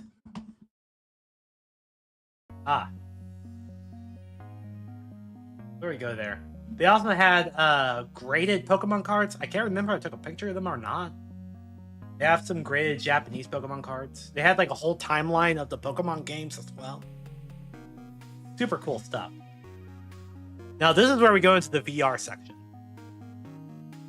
So this is pretty recent. It's the development kit for the Oculus. Super recent, but it's cool to kind of see a development kit for it. And look, it's a Virtual Boy! And you can actually kind of see a little bit of the gameplay right there. They were showing, it was playing Wario Land. And you're able to move Wario left and right. And you're able to jump into the background and jump into the foreground. And overall, the 3D effect went great. But I will say, I only played for maybe about 5 minutes and my head started hurting. That's how bad it was. And the controller, they try to do a thing like the Lynx, where you're able to play it regardless of whether you were left-handed or right-handed. But I swear, this controller was the worst feeling first-party Nintendo controller I've ever felt. It just didn't feel right. The weight felt way too light for what it was. The D-pad wasn't good. Buttons didn't feel right. It's just a bad system overall. It was right to fail. Although I've heard great things about Jack Brothers. And then speaking of VR, they had a free-to-play version of Battlezone you could play, which was another kind of VR game. So you would put your head there, and you would be able to play Battlezone if you wanted to. It's kind of like a tank game with like actual like tank controls. One goes up and down, the other one goes left and right. This is why I like the emulation of Game Boy, because it allows me to play it without getting sick or using that crap controller. Because why are the batteries on the back of the controller? That's right! Yes, they were on the back of the controller. It was very strange. It was not a good console. No. I rented it back in the day from Blockbuster. But I know my brother and I, we rented it with the pinball game that came out. It was like a space pinball game. It was not it was, no. Okay. So we saw the Power Glove earlier. This thing is the prototype to the Power Glove. It's the VPL Research Power Glove prototype. Originally, the idea of the Power Glove was for an application in VR, in virtual reality. And then Mattel kind of got their sticky mitts on it and kind of made it a little more consumer friendly. But ironically, whenever you're, playing your VR games right now, those controllers, you can thank the Power Glove for helping with a little bit of that research. Also, that's a very fashionable glove. I would love to wear a pink and blue glove daily. I think it would be cool. And remember what I said about, Sega innovating differently from Nintendo? They kind of just threw things at the wall. Here's proof of the matter. This is the Sega 3D glasses for the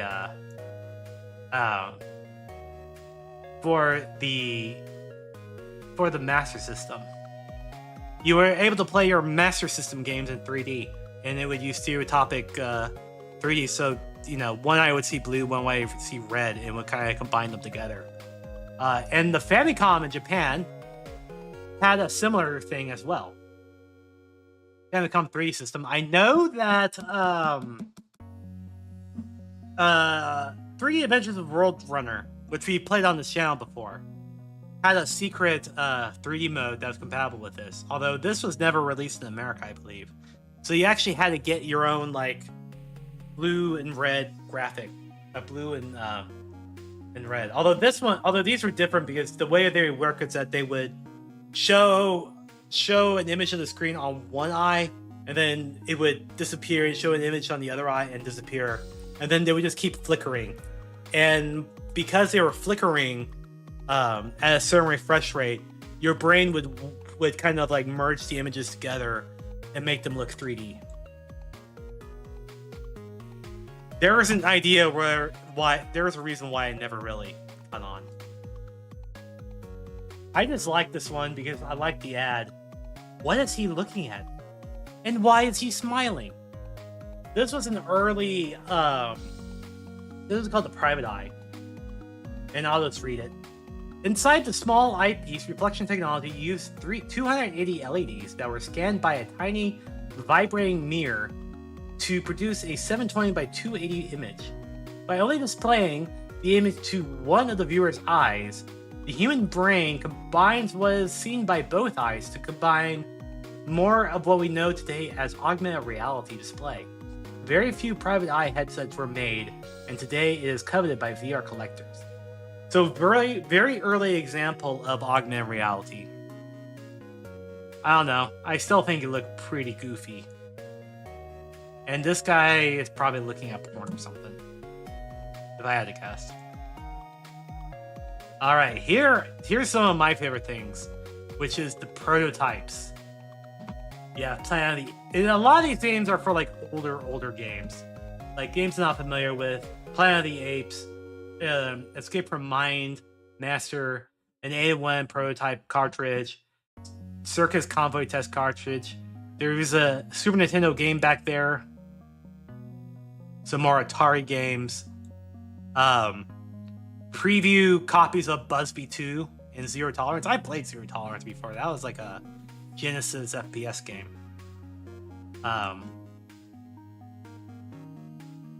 Save the Whales. Save the Whales was designed by Steve Beck for 20th Century Fox Video Games division.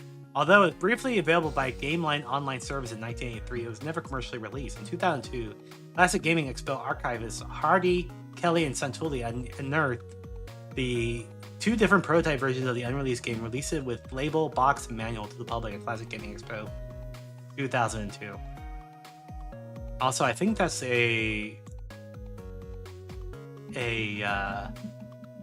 Game Boy prototype down back there. So just a lot of prototype games. And the interesting one, I think, is Jet Grind Radio prototype that for some reason is on a Nintendo 64 prototype cartridge. I don't think it's the actual game, because that was Dreamcast, and that was way after the 64. But still, interesting. It's very interesting. Like I said, a lot of these are for, like, you know, much older games. Prototype of Joust for the Atari Pro system. Boing. Planet of the Apes, Fall Guy. Grud Ball. That's a weird looking thing. Buck Rogers. Odyssey prototype game for some reason. War Room Soap Suds. But still, no matter how rare it is, just having a prototype game is kind of cool. They have... I did not recognize this. Half-Life for the Dreamcast. This never came out. That's pretty cool. It's a port of Half-Life on the Dreamcast. It never came out because the Dreamcast basically died. Star Trek, prototypes of Elite, Thrill Kill for the PlayStation. Infamous title because it would have been rated AO in America. Want to know something funny about that Dreamcast playing game, Propeller Arena? Tell us something funny. I demand it.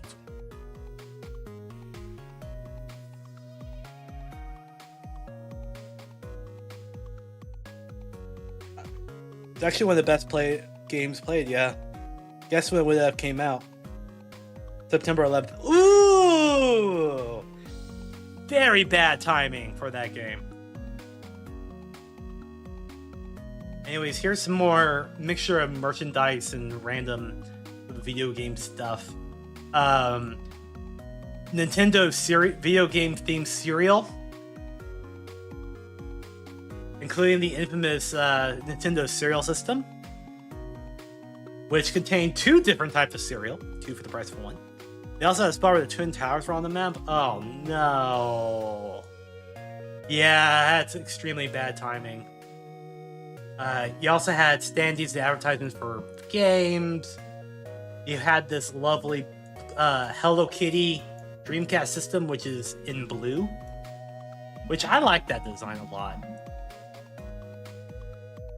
You had the limited edition PlayStation 4 with this, I don't know, kind of shiny, glossy controller. 2001 Automobile Collection PS2 in all of the different colors. Kind of like the white one.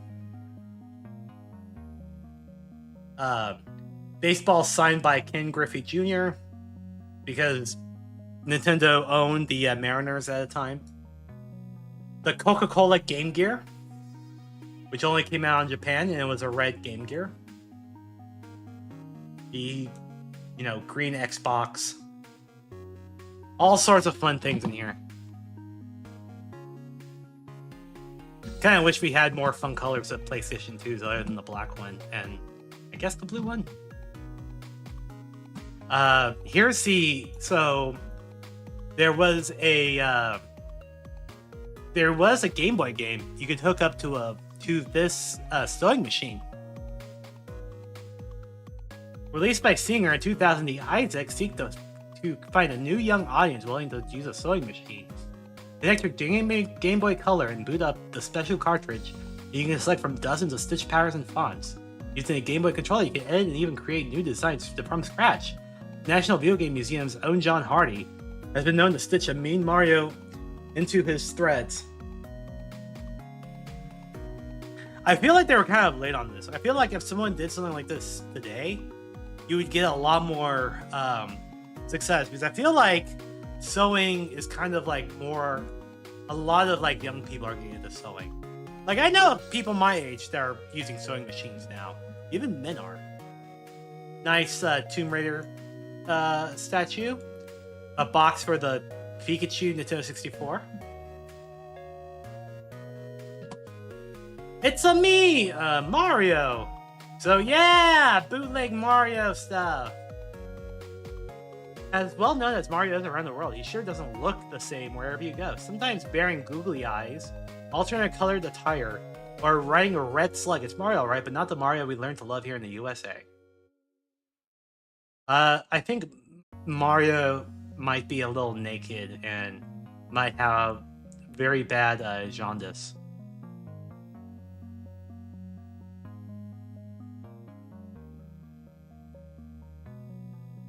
Also, it's a motorcycle with Mario. Musical motorcycle.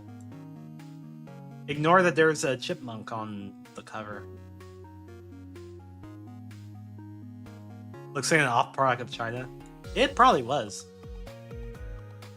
I do like this little, I guess it's like a board game. I don't know, this looks kind of cool. I like the art though.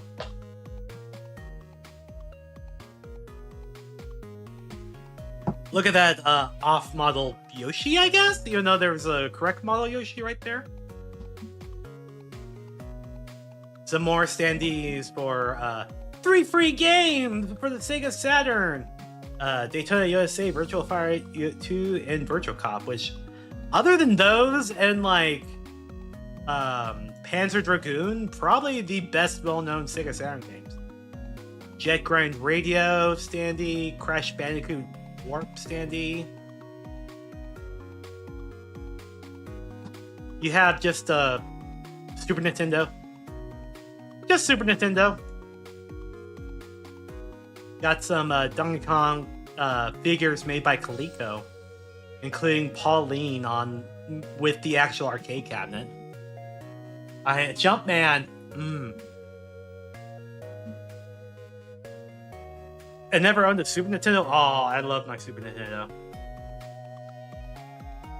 Even though Jumpman was only a villain in Donkey Kong Jr., I don't know, he looks pretty evil in the regular games too.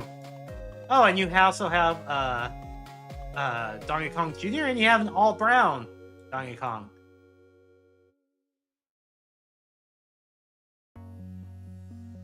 And here's Rob, the robotic operating buddy.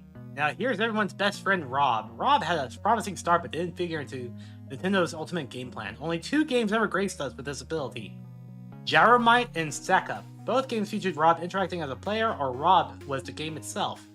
Rob and the parts are not only cool to look at, but they're becoming somewhat rare and valuable. I mean, it is cool looking. That is to say for sure. I mean, look at it. It's a little robot friend. You also had the NES 4-score, the 4-player adapter, good old Zapper. And we'll get to this area in just a minute. Alright, of course I had to take a picture of the Earthbound box and the Earthbound mock pizza air freshener. The Earthbound guide was packaged with the game and has 6 scratch and sniff cards representing various smells tied into the game. One of the cards is a mail-in for a contest called Identismell. By sending the contest card to Nintendo with your guess, right or wrong, you received this mock pizza air freshener and congratulatory note. The air freshener also smells like pizza. So you can have a pizza air freshener. Congratulations! You are now a winner in the Earthbound Identismell contest. The answer is pizza. Because your nose knows, you've won a mock pizza delivery man air freshener. Enjoy the fresh scent of piping hot pizza during your adventures. P.S. If you guess the incorrect aroma, now you know. If the smell makes you homesick, phone dear old mom and dad. I mean, that's pretty cool, cute. That's pretty cute. Makes a mention of the homesick mechanic. And they also showed some super special edition the 64 controllers. They have this Nintendo Power 100 golden one. You have the LodgeNet one, which if you go to a hotel in like the late 90s, even still nowadays, in some of the more older, less upkept hotels, you'll find this controller which will allow you to play Nintendo 64 games on your hotel console, on your hotel TV. It was cool and super expensive. Super expensive. I've always wanted to do that, but my parents would not let me at the time because they were really expensive to play. You only rent them for like a day, for like a night, and then they went away. And I like this Millennium 2001 with the black buttons. Only controller that was made with black buttons. Okay, so some Nintendo history right here. You have the infamous Hanafuda cards. Playing cards were banned throughout all of Japan when the government cut off all contact with the Western world in 1633. To get around the ban, manufacturers replaced the numbers and suits with the months of the year, warriors, birds, planes, and so on. One such style, these substitute cards called Hanafuda, were ultimately banned as well. Much like the rampant distribution of alcohol during America's Prohibition era, Japanese gamers found a way to play them anyway. In 1889, the outdated ban had been lifted, and Fusajiro Yamachi, an avid Hanafuda player, founded a company that would distribute high-quality Hanafuda cards. That company's name was Nintendo. And so here's an example of some of those cards, which look pretty cool. I love the art on that. And then this is the 10 billion barrel. The Nintendo tumbler puzzle was invented by Gunpei Yokei before he and Nintendo made their mark in the video game industry. Gunpei Yokei is the father of the Game Boy and like Metroid and a bunch of other like Nintendo products. The plastic cylinder has 6 columns and 4 or 5 rolls on each column. The goal is to spin 3 sections so that 4 balls of the same color end up in each of the columns, with the black balls filling up the top of the longer columns if that isn't hard enough. Yeah, and the Virtual Boy. We'll never forget the Virtual Boy. Hey, they all can't be winners, right? And here's the Ultra Hand, which is now popular for its exclusion in Tears of the Kingdom. Basically just a little fun, little thing that allowed you to kind of like, you know, grab things from afar. I love the art though. That's really cute. It kind of reminds me of like the retro art you would see in like Fallout or something.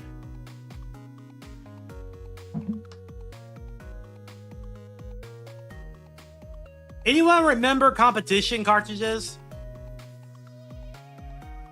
So, like the Blockbuster competition games where you would play a special version of a game. These things are rare. They're worth a lot of money nowadays. You basically had to score like as much points as you can within a limited amount of time. Apparently, you were able to buy this from Nintendo Power. And you got a bunch of like, you know, cool stuff. This one had apparently a version of Donkey Kong NBA Jam and apparently Judge Dredd. I know there's a Star Fox one as well.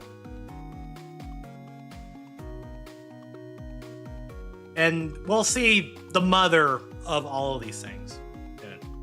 Here's the Amiga 3D32 Socrates system, which was a basically a Amiga CD32 that was basically readapted to use for dentist waiting rooms. And it contained educational material about dentistry. Apparently, they still make these Socrates systems, but they're no longer based on the CD32. I don't know. I've always appreciated when companies like rebrand stuff and use them in different things. So, you know, your interesting kiosk at a dentist office is actually an Amiga 32-bit inside.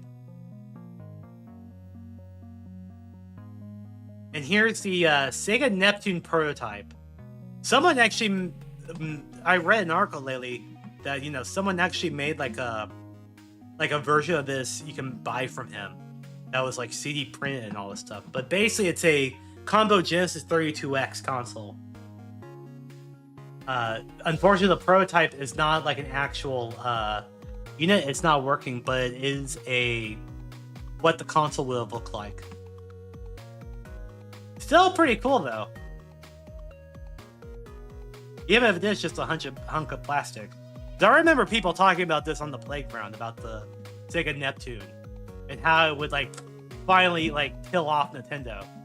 And unfortunately it never did, because Sega was being Sega at the time. Here's the X-band modem. So, you know, before internet became a thing as it was, X-band was a modem you could plug into your Genesis or Super Nintendo that allowed you to play online over a phone line. I believe it used like some sort of peer-to-peer networking. I don't think it used central service, but I might be wrong about that. I think you had to act like X-band as a ISP. It definitely was not free. I think you had to pay per call or pay per use or something like that. But it's pretty cool that there's a prototype of it, which I think that's the Super Nintendo prototype, if I know my SNES circuit boards. But you also have this funky little keyboard right here for using the servicing. And we have an ad break in 1 minute. So here is a another Apple Pippin with its awful boomerang controller. This thing scares me. There is no way this would be comfortable. It is certainly unique. I will say that. It is certainly unique. But yeah, this was not a successful console. I like the logo though. That's a cute logo.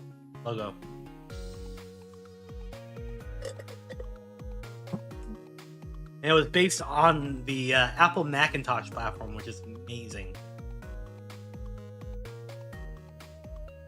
Also cost $600, which 1995 money. So I don't know, maybe about like $800 now. All right, ad break time. I'll see y'all after the break. Hi. I love you.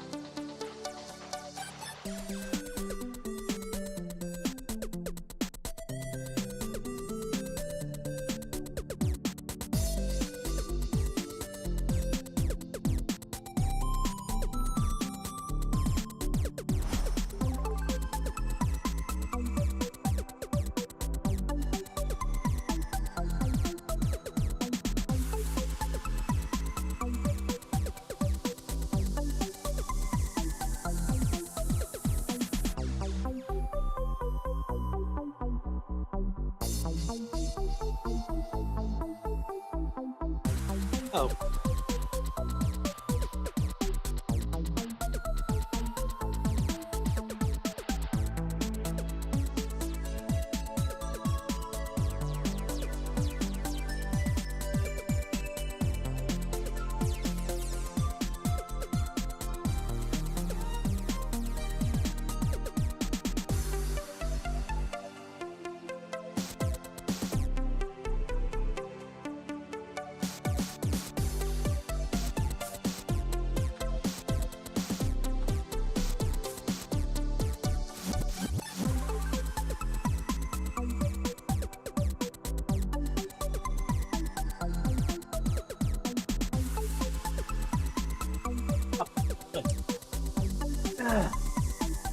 We're back! Hello!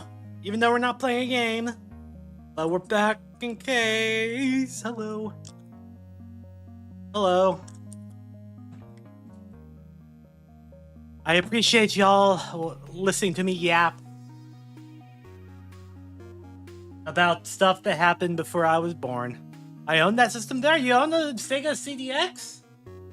I like the design of this thing. It was a great way to add a Sega CD and a Sega Genesis in like one form factor. I thought it was interesting. I've actually never seen one of these in the flesh. Because of held back then, I couldn't imagine so. The sense that it could do almost anything a larger Sega CD could do, only poorly so. I don't think that's true though. I don't think this could play 32X games, but I'll be wrong about that. It was $300. Yeah, that is pretty expensive for back then. But yeah, I just like to look at this console. I like the box too. I always enjoyed Sega boxes. They had good boxes. Did not play 32X games. You needed to add on. Yeah, that's what I thought. Although I might have been thinking about the Genesis 3. There was one Sega console that came out. I'm probably just like totally misremembering everything. Never mind. Going off track. But yeah, this looks like a great little way to have your Genesis in your Sega CD in one system. Sega CD was cool. I was jealous of we had this neighbor kid down the way who had a Sega CD. I thought it was really cool. And I was jealous of him, but then one day he borrowed my version of Nickelodeon Cartoon Maker and never gave it back to me, so I hate him now with all my soul. You don't borrow something and never give it back, okay? Always give back what you have borrowed. Especially when you're borrowing from like a 10-year-old. Here's a Pikmin standee for Pikmin 2, I guess, because I don't think Pikmin 1 had a white Pikmin. And here's also part of a Virtual Boy standee, digital stereo system, and also a Super Nintendo tester. I have never seen any of these in the flesh, but these are cool. They're ways to test your system. And yeah, it has Nintendo Super Famicom written on it, which is also pretty cool. I just like the look of it. It's very bulky cartridge looking thing. Light guns. Some look more realistic than others. Like, look at this one. This one's by Nintendo. It just looks like a revolver. You could probably take that thing into a store and people will think it's a real thing. So don't do that. But yeah, light gun's interesting. It's a cool technology. Sadly, most light guns don't work anymore with LCD screens. You need a special kind of light gun that was created that allows you to do that. To play on because of the way they work. I love this. I love this because this is the weirdest branding for a handheld game console I've seen. Thank you for the blanket, Maya. So it's a special edition of the Atari Lynx that was marketed in Germany that was Marble themed, and it was a giveaway where you had to buy packs and then redeem and then send in the packs in to get prizes, kind of like the whole like Pepsi contest you did. Yep, Marlboro cigarettes. This is an Atari Lynx system, by the way. This was back when, like, you know, gaming was still thought of like something for like kids and nerds. This was way before it hit like, you know, prime time, or like, you know, everyone suddenly had like a PlayStation. So you could be cool with your specially branded Marlboro Adventure Team Atari Lynx in Germany. I guess it is Europe, and apparently from like, you know, stereotypes I hear about Europe and Germany, everybody smokes in Germany. 9-year-olds smoke in Germany. Don't know if that's true or not. I've been in Germany before. It's a lovely country. Did not see a lot of people smoking now that I think about it, but oh well. Anyway, I just like this red color, honestly. That's a good red. That's a good red color. I just wish that it wasn't a Marlboro themed. Here's the Atari Cosmos, which was the first commercially produced device to use holograms.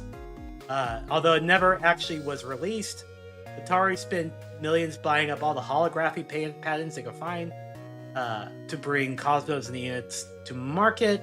Only a few of these actually exist today. But yeah, a little game you would play using holograms. Apparently never released. Probably for good reason.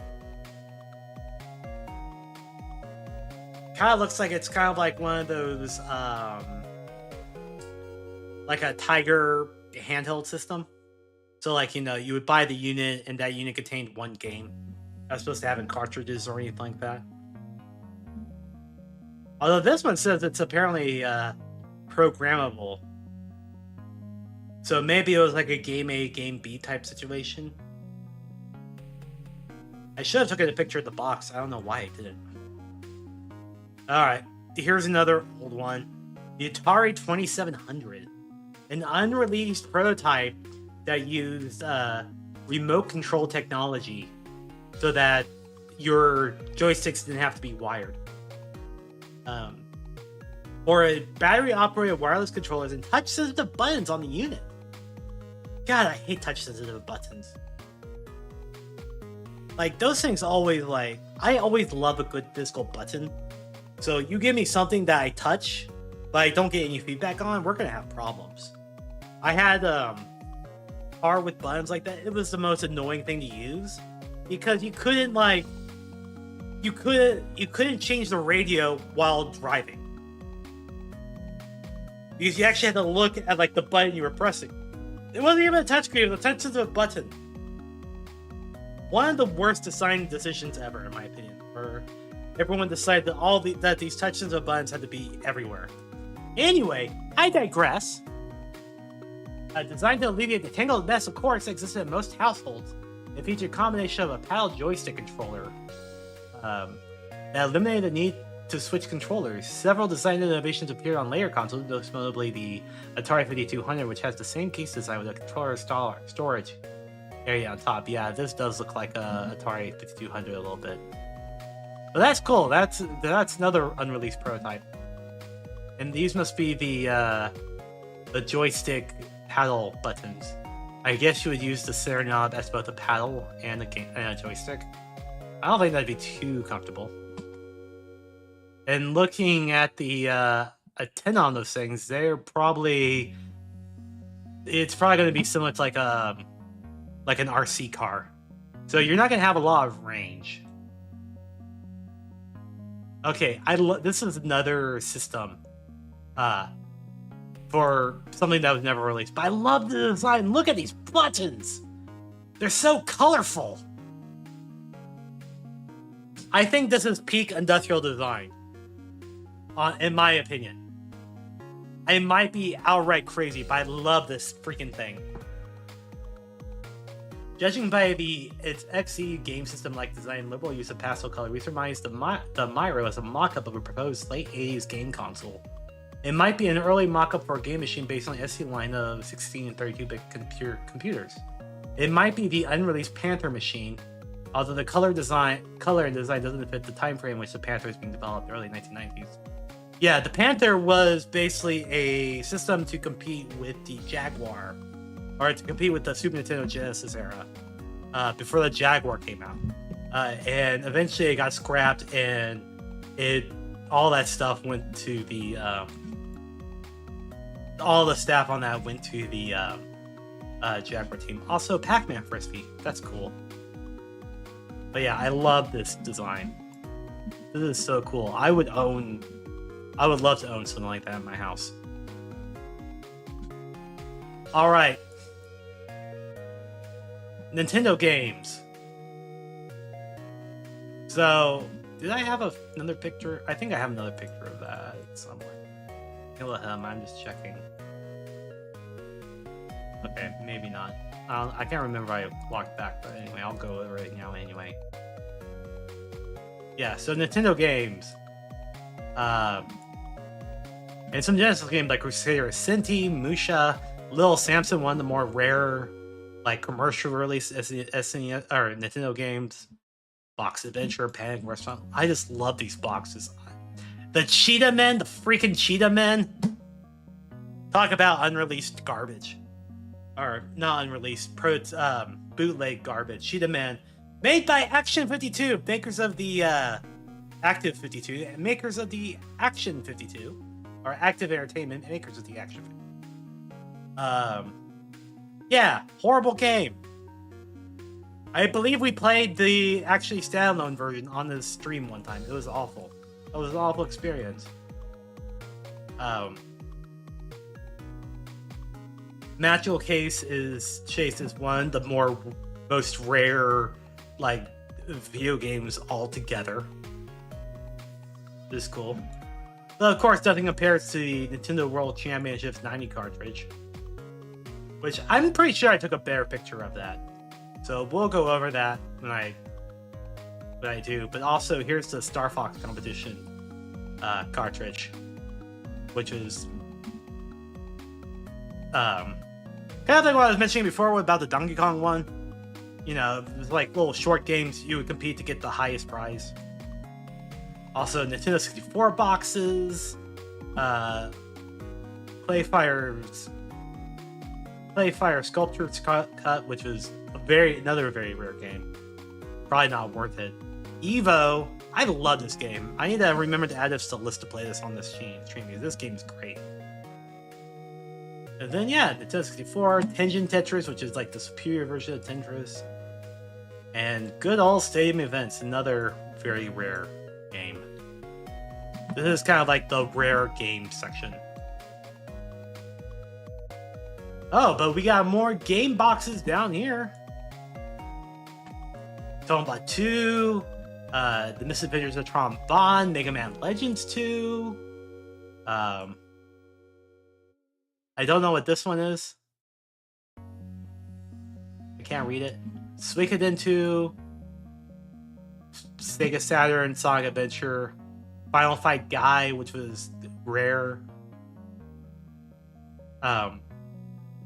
It was basically just a way to, yeah. This was it's rare because it's a Blockbuster exclusive. It was basically a version of Final Fight for the Super Nintendo, but it had Guy in it because the original version of Final Fight for the Super Nintendo cut him out entirely. They have like a gold version of Punch Out. Only 10,000 were made. And this I love. This, my friends, is the 64 DD. In the flesh. No more! We have to look at a picture of it, although you're looking at a picture of it right now. But this is a magnetic disk drive intended to be a big part of the Nintendo 64 line of products. But its release kept getting pushed back until it was finally only shipped in limited quantities in Japan in late 1999. And this discontinued less than a year later. Only 9 games were released, including Doshin the Giant in SimCity 64. But you had like an entire F-Zero X expansion kit for it. You had the Mario Artist game, which was like Super Mario Paint. You had, and there was like another like Mario Artist type game. Like the whole Mario Artist series was actually like in a bunch of different was like a suite of products. You had like a Nintendo 64 mouse, SimCity 64, which I would have loved to play. It had a network connectivity kit with it. This thing is awesome. I also love the discs they use. They were just magnetic discs, and they were big. They were chunky. Like, here's an example, like the F-Zero one. Here's an example of one. That's super freaking cool. Or yeah, this might actually be the DD this drive itself. I don't know if that's around it or and connect me. I assume that it's internet capability, but who really knows? But yeah, it just kind of sat on your Nintendo 64. Used a special expansion slot that was never used in the West. But yeah, this thing is awesome. I think they were also playing. They were playing an expansion for Ocarina of Time as well, which eventually became to be Master Quest. Came in little jewel cases. I would love to play a version of SimCity 64. I think that'd be neat. Like a fully 3D like SimCity 3. That'd be super cool. I hate the fact that it never was released in the West, and that kind of just failed miserably.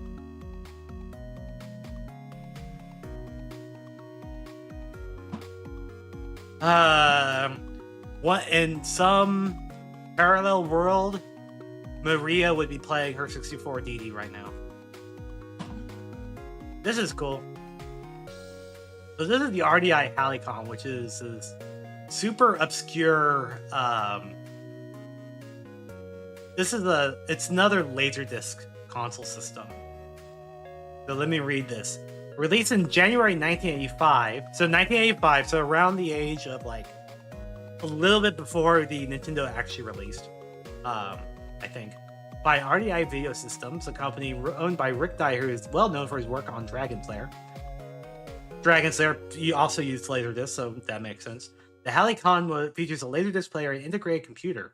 Only 2 games were released for the system before RDI went bankrupt. Bayer's Quest and NFL Football, LA Raiders versus the San Diego Chargers. Boasting voice-activated operation. There's the headset you use. That thing looked miserable to use. High-definition graphics. This system never took off with its $25,000 or $2,500 price tag. $2,500 for this. Amazing. And people are complaining about the Switch 2 price. This was 1985 money. $2,500 could probably be like an entire car. Okay? I do like this little weird controller though. For Bayer's Quest. That does look really neat. I have no idea what this would do, but it looks neat. Worth it? I don't know. Only 2 games were made, and they were on like CDs that big. And one of them's a football game, so I don't know. I don't know about that. I mean, the graphics look pretty nice.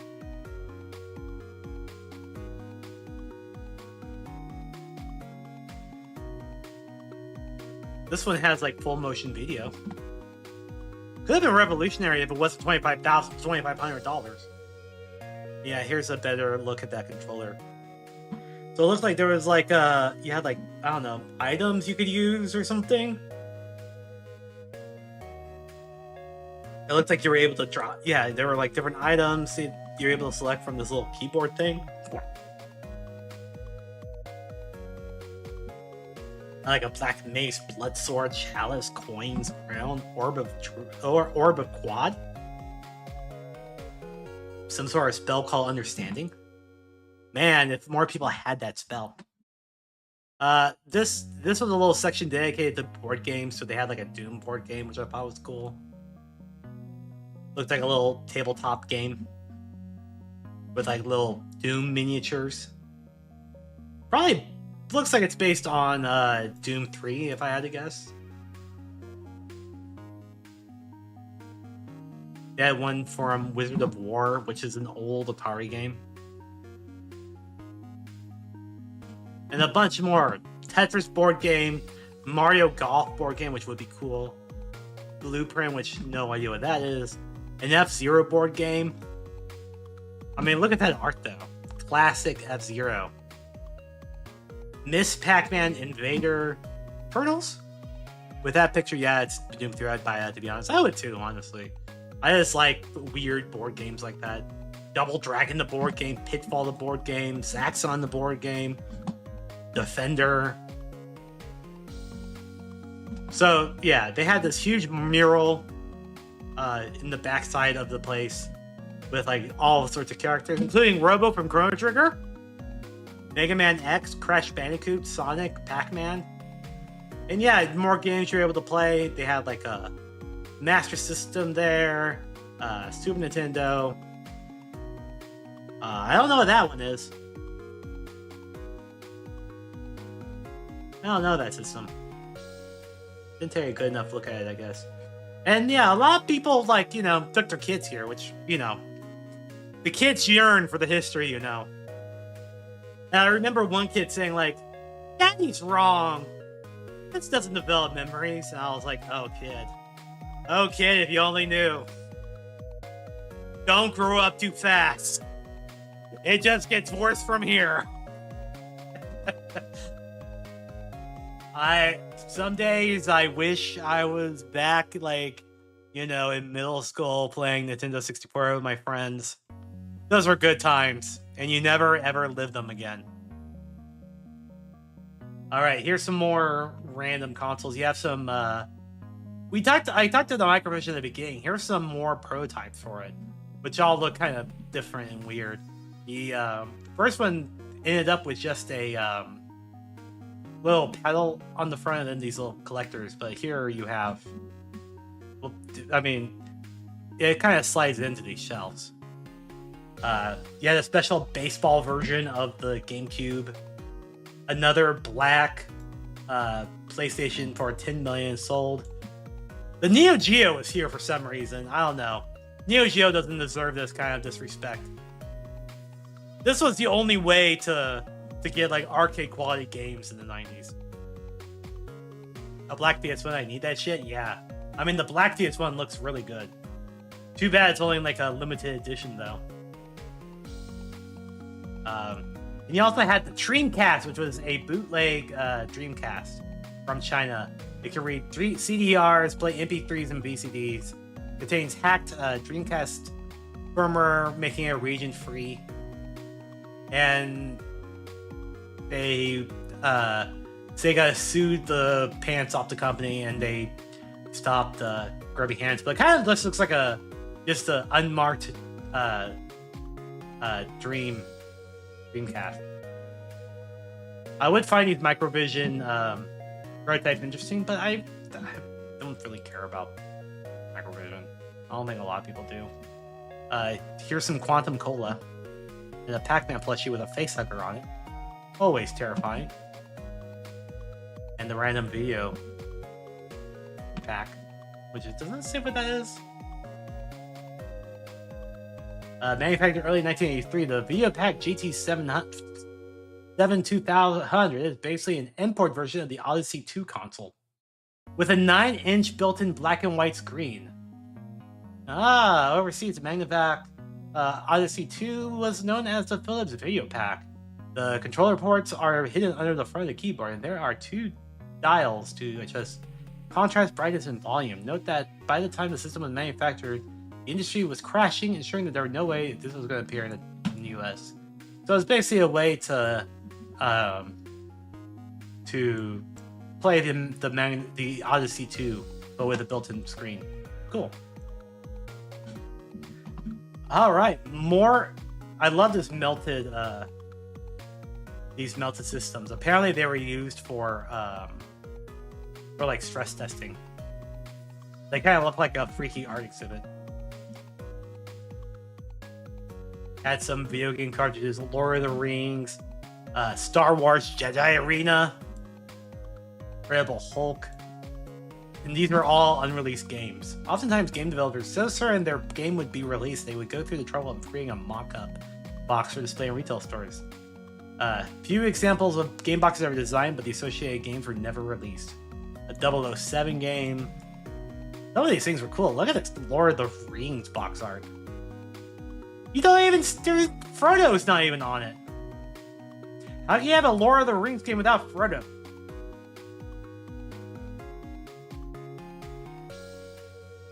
This is the weird thing. The Telegames Personal Arcade Dina. Long after the ColecoVision was discontinued in the crash of the 83 wiped out the American game and console developers, Telegames brought the rights to champion and revitalize the ColecoVision market. They bought the rights to technology. Their system is essentially a rebadged Dina 2-in-1, and many of the games, I can't read that word, work on the ColecoVision. But this is basically just a rebranded Coleco with a Sega system built into it. So it's literally a 2-in-1 game system. Interesting. Ah, hell yeah. Some Japanese stuff now. We're getting all weeaboo. Yeah, it talks about the MSX. Here's some MSX games. Famous ones, too. Metal Gear 2, Solid Snake. The real sequel to Metal Gear 2. And then the Castlevania Vampire Killer for the MX2. There's a the Super Game Boy 2. So yeah, so there was a Game Boy and there was a Super Game Boy 2, which supported. What did the game? I can't remember the difference. There was a big difference. I think it was just better quality graphics, more borders stuff. I think the one that we got here was basically the Super Game Boy 1. Or it was based on Super Game Boy 2. I think we got the Super Game Boy 2. Some sort of flight stick or like a gear shift for a game with a built-in. Oh, this is for the train games in Japan. You know how those like train simulation games are super popular there? I think this is one of those consoles because the Pocket Watch. Here's a Famicom in the box. That's pretty cool. With the controller. The Barcode Boy. This allowed you to play a certain game where it's kind of like Pokemon, but it used barcodes to find pictures or to find creatures. Yeah, I think that is for PS1. I guess maybe for PS2, but probably PS1. And then another version of a portable version of Mega Drive that was used for in-flight entertainment by Japan Airlines. I can't talk. The device lacked its own screen, but could play Mega Drive cartridges when hooked up to a small monitor used on Japan Airline flights. So yet another. And then, the Copy of the Dead type or die set. With a custom keyboard for typing of the dead. It's colorful, I like that. Sega mouse. That's cool. Some more random memorabilia there. Just some random gubbins. Apparently there used to be a Kirby board game that was small. And who loves action figures? Look, it's your favorites, Mario and Luigi. And there's Link. There's Japanese figures of Barrett, Red, and Vincent. And then a Chocobo with Aeris. Sephiroth.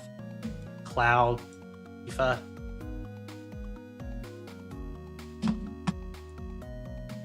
knockoff Pez Cancy Suspenders. Yeah, live action Mario and Luigi. Super Mario Brothers, not a great film, but it is irritating, and that's about as good as about as good praise as I will give it. More Japan stuff with the PC engine games, which honestly, this is kind of like a lacking in my part. Something that's need the FF ones. I mean, they're probably going for a pretty penny on eBay nowadays, to be honest. I do remember this because I saw a YouTube video on this. I think it might have been an Actions video. This is like a portable PC engine with a built-in LCD screen, and you can use it as a television as well. That's pretty cool. Sure, if it's a cult classic, it was entertaining. I think it's a cult classic nowadays. Because I remember seeing articles when the Mario Brothers like Illumination movie came out about how the live action version was better. I disagree with that. I really enjoyed the CGI Mario Brothers film. It was good for what it was. It was good for just just a kids movie. That's what it was. It instilled the same feeling to me as watching Despicable Me, and that's fine. Not everything has to be for you as a consumer. Especially for me, I play old retro RPGs all the time. I just drank cat hair. What the hell? There.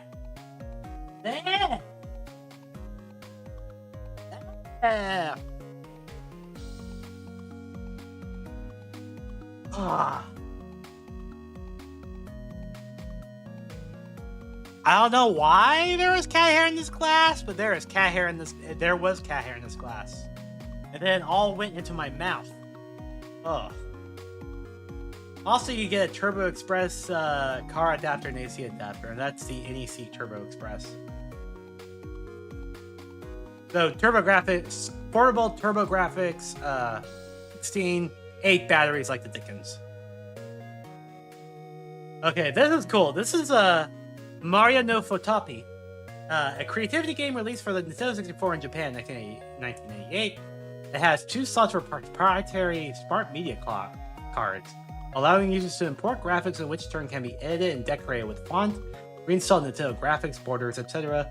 Mario no Fotopi is the only game to use this type of cartridge. There's no smart card for Barman and Yoshi were also sold separately. So yeah, basically you're able to like just do some like super basic graphics editing using pre-installed things using these smart media cards. And there's a box for the Famicom Disk System right behind it. And there's the Famicom itself in all in its glory. Which I do like the look of the Famicom. It's very retro, but it's a good kind of retro. Here's Super Game Boy 2, which I talked about already. Alright, some more statues. This is a gorgeous Dracula statue. Gorgeous. I love this. I would have this in my house if I could. Just a great statue. Look at it. You can tell he's about to get angry with Richter. Right? It looks amazing. And with the, little mural behind him, the real hair. Looks like it's pretty, kept up pretty well, too. And of course, look, it's Master Chief. With his laser guns. Or whatever. It's been a while since I played Halo. Please forgive me. But yeah. So why are all the Battleborn statues in front and these 2 statues are back here? This is like in the nook to the arcade area. I want a Master Chief in my house. So one thing that was also cool about this museum is they had like a little meta game going on, where occasionally you would find like this little graphic of a PC with some text modules, and it's like you were going through a little text adventure game, which I thought was cool, and I thought this chest was really cool. It's just a locked chest. That's all there is to it. This was a special Miss Pac-Man arcade machine. That was made that someone retrofitted with clear polymer glass or plastic, so that you can kind of see how the insides look. Which I was not smart enough and did not take any actual good pictures of. But it's a cool machine. They also had some demo kiosks. So here's one for the Sega Saturn, which I thought was funny that they were playing Sega Jam or Sega Classics or whatever. So instead of playing like an actual like Sega game, you were playing Sonic 1. I mean, if that doesn't spell why the Sega failed, I don't know what will. But still, Saturn controller, not bad, I will say. Here's another look at the blue Dreamcast controller. I kind of went back and took more pictures because I was looking for something specific. Because they have one of the only prototypes of the Nintendo PlayStation available. But unfortunately, apparently, they rotate their exhibits every so often. And apparently it was back in storage, unfortunately. I wanted to get a picture of it so bad, but unfortunately I wasn't able. Here's a Sonic Cube, which this is expensive. This was basically a GameCube that was released in Japan that had a DVD player capability. You can buy one of these days nowadays. They're not super rare. The only problem is that they are very prone to breaking. I can't remember if it's the disc or something like that, but yeah, it's very more common to find a broken one than like an actual working one. But these things are really cool. And they're just nice. I wish they kind of made like a chrome GameCube. And also it's interesting to see a GameCube controller but with Panasonic branding as opposed to GameCube branding. More cereal, which I already took a pick up. Here's some more games in the Doom section. You have Doom, SimCity, the original Civilization. Also, I noticed I think they're playing a WAD because I don't remember a Game Boy in the original Doom game. More prototype cartridges. I just wanted a better picture of that Jet Set radio because I think that's neat. I already talked a lot about that. Oh, here's the other Pokemon stuff I mentioned. Like, yeah, they have like actual like PSA graded cards, like Japanese cards, and like Japanese box sets. I love the Pokemon trading card game. It's so simple and so frustrating to play at the same time, but I love the art of it. Looks like they also have some oversized cards here in the back. There's something involving a Stunfisk.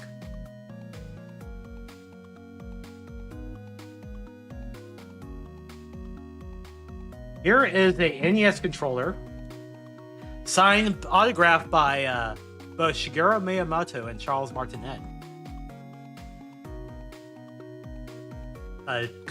Signed on June 14, 1997. And he was also, and Shigeru Miyamoto drew the Power Star and the Mario. And then later on, Charles Martinet added his signature later.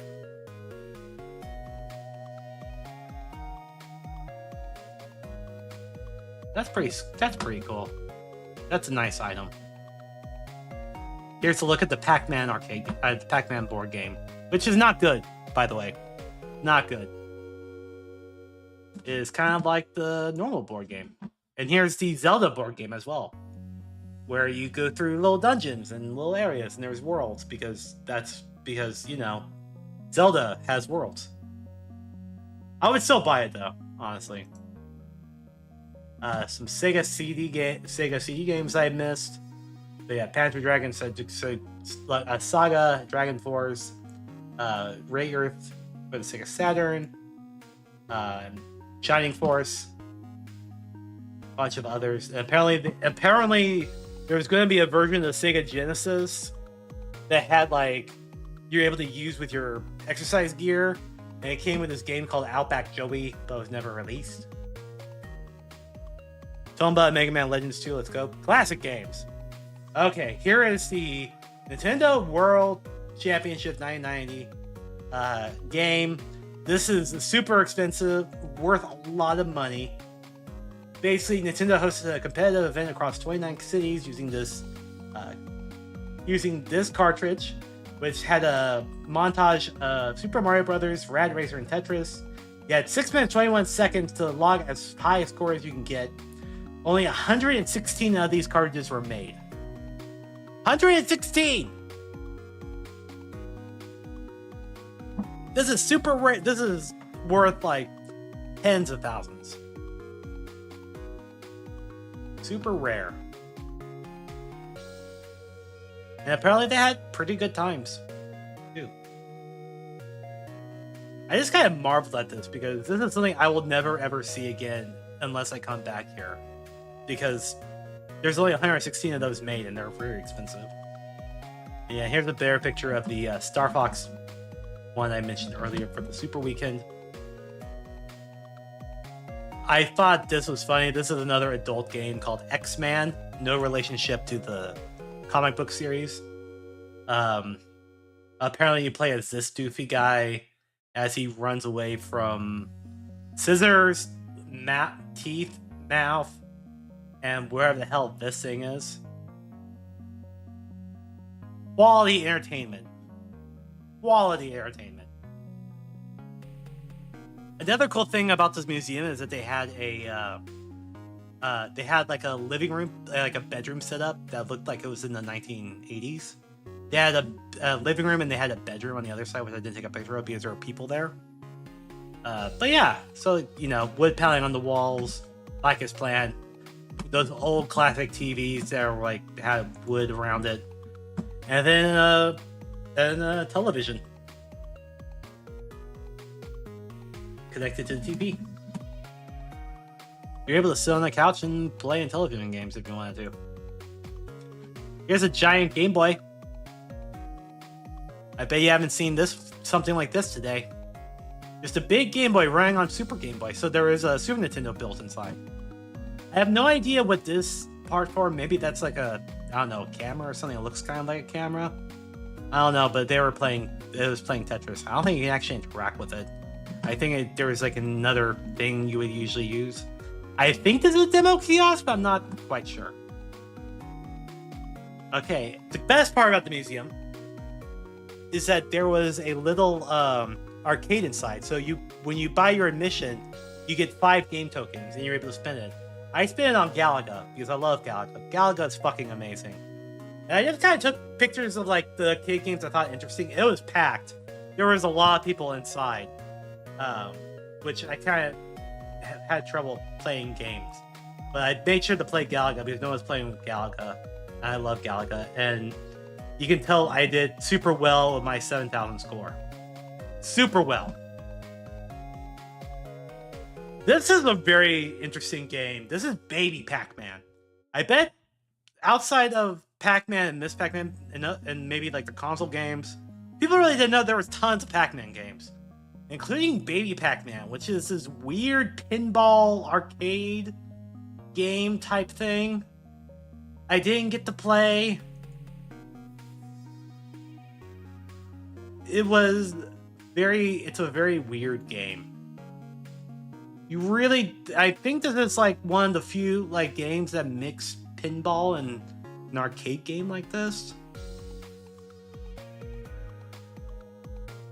I'm sure it's very expensive and probably a nightmare to maintain because you have to maintain it as both an arcade game and a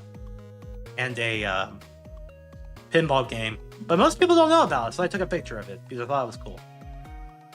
And then Michael Jackson's Moonwalker, which I didn't even know was an arcade game. I knew it was an infamous Genesis game. Apparently, it was on the arcades as well. Too bad I didn't get a picture of the actual gameplay, but here's like the starting screen.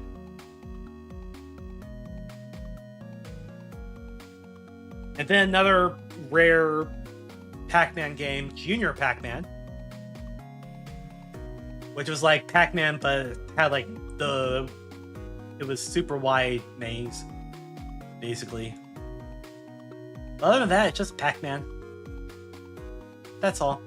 All those games are just, they boil down to like variations of Pac-Man, and the characters get progressively younger. And then also Tapper. The thing about Tapper is that usually in arcades you see it as root beer Tapper, but this is the original version, which has sponsorship with Budweiser. So another weird,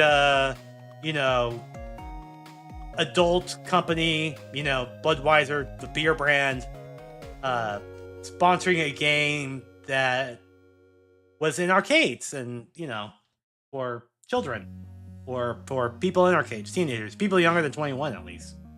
But yeah, this game is cool. You basically, if you never played it, it's basically kind of like the predecessor of like those Dining Dash games. People want beer. You literally like hit a tap. They have like an actual like tap joystick. You do, and then you fling them their beer. And then this is just a gift shop. They sell some pretty cool stuff, like this, little diorama scenes. They have some homebrew titles you can buy. Actually, this was in the gift shop, but I don't actually think these were I think these were for sale, but I don't think like the Vectrex games and stuff were for sale. They're cool. And I think that's it. That was my adventure. Wanted to, share that with y'all. Thank you for watching me yap about games and stuff. That actually took longer than I thought it would. So, yeah, I should actually probably go to sleep. I didn't know if this would take, my normal stream time, or it would take, only an hour and a half, or whatever. So, yeah, I guess we're good for now. Thank you for watching. I appreciate it. Thank you for, for supporting me. I really do appreciate all of you. My community, and you all mean the world to me, and, I wish you all the best. So next week, schedule's gonna be kind of weird. My dad's having surgery. I think that's next week. Might be the week after. I'll talk to my mom tomorrow to find out for sure. So I might be missing a couple of days, but we're at least gonna play some Golden Sun 2. Well, I'm gonna try to at least. My goal is to. Before I get more information from her, my goal is to at least have 3 streams next week. Probably 2 Golden Suns, 1 Legend Dragoon. So be sure to check that out. Schedule comes out next week. If you aren't a member of the Discord, you can always see the schedule first for a few hours before everyone else does. When I put them on my very static social media pages. And speaking of that, May 1st, I'm going to talk about we're going to have a little State of the Maria, where I talk about my decision to leave social media, how that impacted my analytics. And the answer is actually kind of surprising. So, yep, that's it. Let's rate out. Let's rate someone. Let's rate a friend. Let's give a friend of mine some. How about that? I like friends. Friends are good. Keep your friends. Hug your friends. Give your friends little kisses.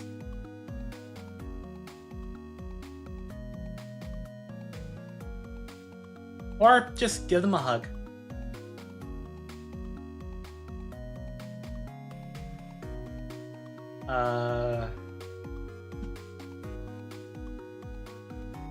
Let us raid.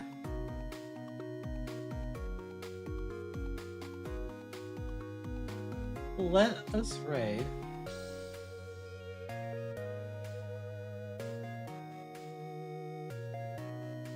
Fight the area is doing Mario 64 Chaos ROM hack, which is always kind of fun. So let's do that. Alright, I'll talk to y'all later. Have a good one, everyone. Bye-bye. Be kind to yourself.